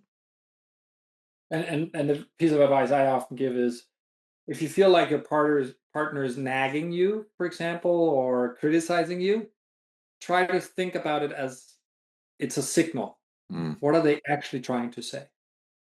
Yeah, yeah, yeah. If No. they're saying, "Oh, you're really working a lot, you're working too much," what they're saying is, "I'd like to spend more time with you," or "I care about you because you're heading down a path that I see is not good for you." Right? Mhm. So if we can stop ourselves instead of reacting, actually reflecting on what is being told, what signal we're receiving, and then say, "All right, this comes from a place of love with our personal partners and family. What is it that they're trying to signal? Yeah, And no, what is it that I need to do in order totally to speak?" agree. I'll take that as free advice as well because I need to do more of that. Unfortunately, we all need that piece of advice, me included. There are Yeah. times when I'm asked to do something or told something where I'm like, "Arr," but actually I need to stop myself and be like, "Oh, okay, this is where it's coming from. Maybe the person has a point, maybe not. Sometimes you can disagree. That's fine too." But instead of reacting, try to reflect before you respond. Yeah, I think the other thing, while we're on the personal relationships thing, I think the dilemma a lot of the time is we are better. At least I know this is true for me, and I think for quite a lot of people I know and have seen working as well. That we're better at work or in a professional setting at masking our feelings, whereas we're more reactive in a personal relationship a lot of the time because we can be. And I just you wouldn't say and do things some of the time in a work setting that you would do in a personal setting because you kind of know that people would red flag it, that look at you, that think give you a really potentially a really hard time for it. Whereas actually you do some of that you do in a personal setting, and it's just as unacceptable actually, but it's a you kind of get away with it. I don't know whether you agree with me, but I think that is a factor. No, I agree with you, but I think the reason is quite clear. It's because when somebody who's supposed to love and support us and think that we're wonderful all the time points out that we're not, it hurts us, and Yeah. then we lash out, right? It's because that person is a person that we love and care about and that matters to us. And when they show us that we're not perfect, that we're not living up to their expectations, we get hit on a deeper level, and therefore we react and we respond in the way that we do. Mm. When Susan from accounting tells me that I didn't deliver my reports on time, I'm like, Susan's wrong. It doesn't matter. I have latitude to do whatever I want. But when our partner says, "Hey, you told me you were going to do this thing, you didn't do that," I'm kind of disappointed. It hurts on another level. Yeah, no, that's really, really, really fair. Strong point. I totally agree. Sadly, for every high point and the things we've been talking about, there's always a low point. What's the Yeah. low point for you? Career low point? Um, the career low point. So some people will say it was me burning out, but I actually don't see it that way. For me, that was a giant blessing. I'm happier and healthier and in better shape than I ever was today because of that, and I get to help a lot of people because of that. So for me, that was not a low point. I think the low point is actually trying to pursue a dream that wasn't mine. It's the choices that we make at an early age where we go and study something because our parents think it might be a good idea. I did that. I'm still happy with my choices. But I also pursued a career for the wrong reasons because I thought that's what I was supposed to do. And for me, that's the low point. I mean, it makes me sad to think about that I, as a 25-year-old, 26-year-old, would pursue a job because of money and prestige. And I freaking hated it. And I'm so thankful that I got out of it. But that was the low point, is like doing something because it is expected of you. And I'm not talking in a moral sense or in an ethical sense, those are different. But it's this idea that I am supposed to want to work in this setting. I am supposed to want to make money to make those around me proud and to prove myself. That for me was the low point. Um, I wish that that hadn't happened. I wish I would have gone out of university and been like, I can do whatever, I want to do whatever, and then go do it. And actually, back to what we talked about today, I think the generations of today have that. I Yeah, I think think, that's true. I think and that's very true. I'm actually, with all the criticism that they get for being pains in the butt to manage and all that stuff, I'm happy for that. I want more kids to be like, the world is my oyster. There's so many ways to make a living. I'm going to pursue what I believe will make me happy. And it's okay if I change 17 times before I find the thing. That I think is great news. Yeah, it's really, I think I totally agree with you on the younger generation thing. I think, interestingly, I say a lot to people. I mean, I've measured my life personally with two criteria over a very long period of time now. The first of which is, am I enjoying what I'm doing?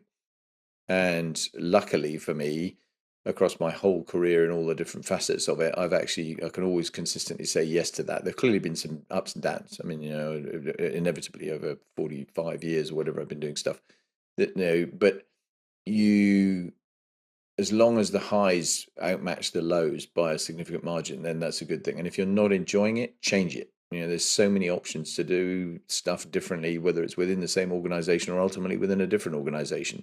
But do not get to the point where you're, heading towards the twilight of your working life, certainly, and thinking, God, I wish I'd done something different. That is such a waste. You need to be, where you possibly can and you can influence that. You need to be looking at a way to make sure you're enjoying what you do.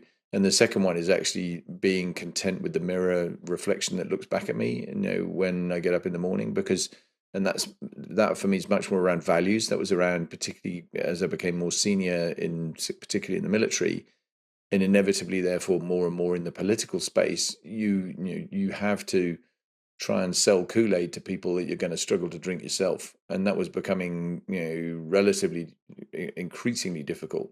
So when I got out, I got out on my terms. I was really really keen to leave with a smile on my face and a good view in the rearview mirror, and at the right time. And I think, again, all those things, I think, have luckily worked out for me really really well. And I think it's very important to keep all that sort of stuff in mind. Interesting on your burnout point. It's fascinating, isn't it, how often something quite calamitous like that can actually be a real turning point that turns into a fantastic opportunity. It's interesting to hear your reflections on it. That it has set you up in terms of all the stuff you do now. So you saw it as liberating you in all sorts of ways. That's such a powerful point to make. Because again, I think some people think of these things some of the time as, oh, this was terrible, and it's hard to make decisions sometimes that are life changing, but sometimes it's really really worth it, because ultimately you find that it's much more fulfilling downstream, and sometimes that's forced on you. I've had similar conversations with people who've had that medically or whatever, where actually something's gone dramatically wrong, which is terrible, but actually it set them up for something later that's way way better. So they really really value it. I've used that analogy many times. Also, when people get laid off from a job, Hmm. right? When I had to let somebody go, because that has also happened a few times. That always feels like the end of the world for a lot of people. But I've yet to experience where they didn't end up somewhere better. Something where their skill set fit better, where the organization was more fit, or they started doing something else. But somebody had to make the choice for them. Somebody had to essentially let them go. And I don't think I would be here today if I hadn't had this experience. I think we would have continued to build the company, maybe sold it to this player, maybe I'd have had an earnout. I would have gone back to doing the same thing, because all I know how to do, I thought, was build companies, right? And so I don't know who said this, but somebody was like, it's very difficult to make hard choices from the comfort of your couch and your blanket, right? That's not when you get to know who you are, when you're watching the Netflix or when you're in, and it's a, it's an image of being in a comforted setting. If I'm in a, yeah, so you make those choices, you realize who you are, and you know all about this as a military person when you're at some kind of extreme, right? When you're out in a situation that you're not used to, that's when you get to know who you are. And therefore, a lot of people pursue, running ultra marathons or climbing this mountain, or the latest thing is everybody has to jump in cold water, right? Um, and that's fine, but you don't have to go to extremes. As an individual listening to this, you can sit down and do what you suggested, Bob, which is, am I generally happy waking up in the morning and looking at the person in the mirror? Am I generally okay with the kind of work that I do, in the context that I do it, with the people that I do it? That's the answer. Fine, keep going. But if you're not, what can I change? And then change it. But the pushback we get sometimes is like, oh, that's easy for you to say because you made your money and you have all this experience. I'm like, yeah, but even if you're a 27-year-old, let's say you're a 27-year-old solo parent struggling to make ends meet. I understand you can't just be like, I'm going to be a painter. You have to make a living. But there's so many ways you can make a living these days. Mm. It's so easy to get exposure globally. Nobody today is not exposed to the internet, right? So even if you're a solo parent, struggle to make ends meet, you're working Sainsbury's in the morning and Tesco's in the evening, and it's still difficult. There are still ways for you through your phone, which I'm sure you have, to be exposed to the world, find ways to leverage something that you know to start making a little bit of extra cash, which will give you a little bit of room to start making different choices. Mm.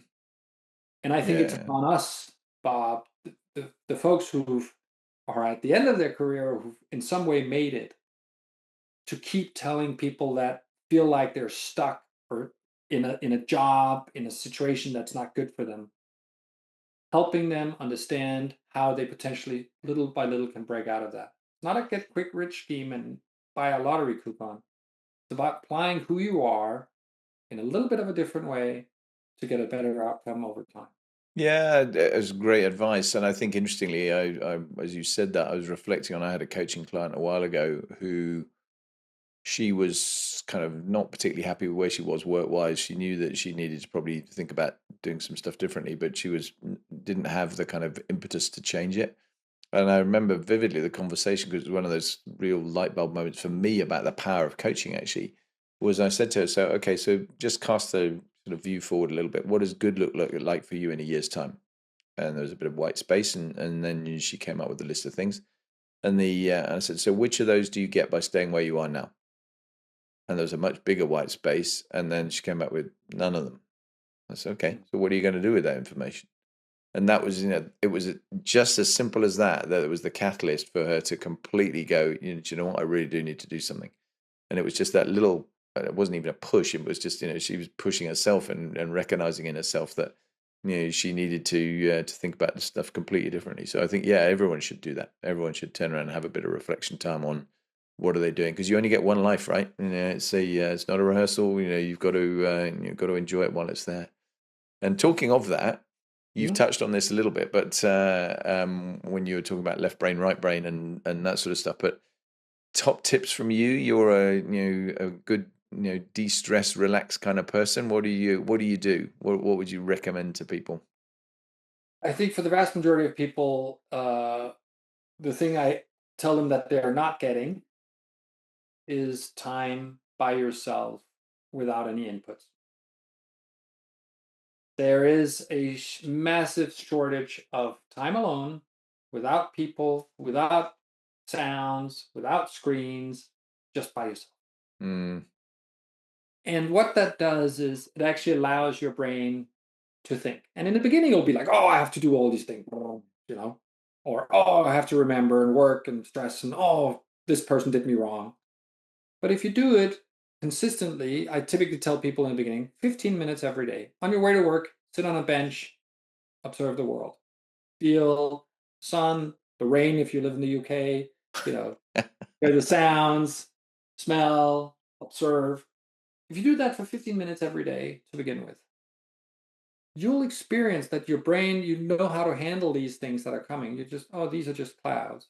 And little by little, you'll start reacting and responding differently when you are with other humans, when you are in stressful work situations, because your brain has gotten a little bit of space.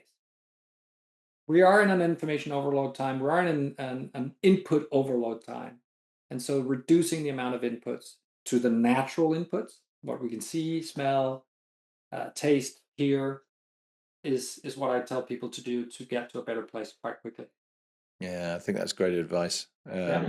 I'm absolutely. We've got dogs. I walk the dogs quite a lot, and I find that exactly that very therapeutic. I find sometimes I do listen to stuff, but a lot of the time I don't, and I'm just out and kind of enjoying the scenery, and hopefully not spending too much time shouting at the dogs either, but just with enough time to do that reflect. Yeah, I think it's really And it's important. something we can all do. It doesn't cost any money. It doesn't require any skills.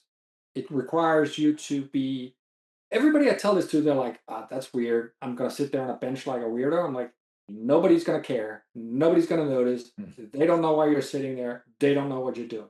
Right. So, but once they start doing, I literally have, so there's one company I work with. I work with a bunch of their senior people.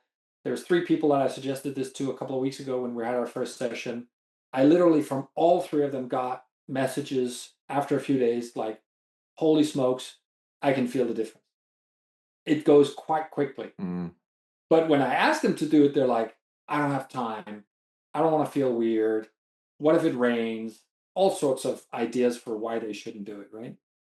Yeah, totally right. Totally right.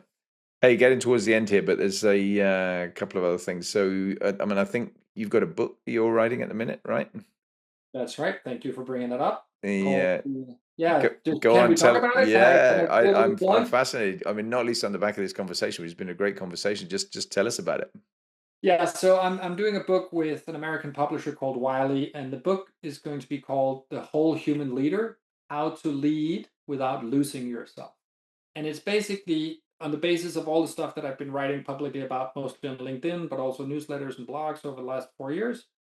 This idea that we are not a professional and a personal person. We are one person. We're a whole human. But what happens as we lead, we tend to lose ourselves because of external expectations, because of internal challenges that happens when we get recognition or when we get challenges. And so the book is going to take the reader through not just examples of stories of how clients have made this transformation, but also it's going to be like a workbook. So you're going to have exercises and opportunities to do things for yourself so that you don't lose yourself as you lead. And it's meant to be read by anybody who has anybody in their charge, essentially. So whether you're a store manager at Tesco or whether you're the CEO of GlaxoSmithKline, you will be able to get something out of this. Nice. When's it come out? August 2026. So Oh, a okay. year from now. Nice. All right. Look forward to that. That'd be really Yep. interesting. Yeah, on the back of all of this, with the great advice you've come out with, I think it'd be fascinating. Last two questions that I always ask all my guests. The first one is, what's been the most memorable event of your life so far? Definitely the birth of my child. Mm, It's for those who are parents, I think we can all understand that your world changes in many, many wonderful ways, but also in some less wonderful ways because you start worrying about other stuff by having a kid. So for me, that's the most memorable event. yeah, I can imagine that. No, I haven't got kids, but you're not the first one that said that. That's for sure. And finally, Peter, what's the most difficult question you've ever been asked? Who are you? Ooh, okay, good one. I think, and it was a question I raised myself essentially. It's I think a lot of us go through life and we don't fully know who we are. We have this idea of who we're supposed to be a good son, supposed to be a friend, supposed to be a good partner. But who am I actually? What matters to me? What am I willing to compromise on, and not just compromise on it because it's expected of me or because it feels like I'm in a social context where I need to do that in order to manage. So this question of who am I don't think most people know. And from your world, maybe some people have gone through really intense experience. Maybe they get to that point earlier than others. But I think if you're a regular white collar office worker like me, I don't think you ask yourself that question. I think you just go Yeah. through the motion. Yeah, that's fascinating. I've not heard it put that way before, and I can completely see that. That makes an awful lot of sense. So yeah, really, really good. Peter, wow, what a treat. I mean, I think I knew it was going to be a great conversation, and it's really turned out to be a great conversation. Fascinating. Thank you so much indeed for your time and and all your great advice and inputs. I Really really appreciate it. appreciate coming on. This was amazing. Thank you. Not at all. No, good luck with the book when it comes out. Thank you. Take care.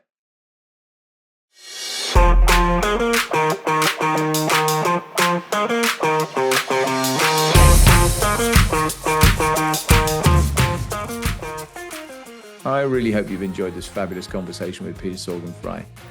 What a great guy with an amazing backstory and lots of fascinating insights. Terrific stuff. Exactly the sort of thing I founded this podcast to do and to cover, to give you those kind of perspectives and open up avenues for people to think about the way they lead a little bit differently and to get some different views. Please subscribe to the channel. If you're watching it on YouTube, please like it and follow it. If you're watching or listening on another medium, please do think about giving some feedback, making some comments, doing some sharing, forward it on, repost it, do all those kind of things, because that way we get more people to benefit from the fantastic knowledge that comes from the guests that I've got. And that's so important because that's why we do it, to share this stuff.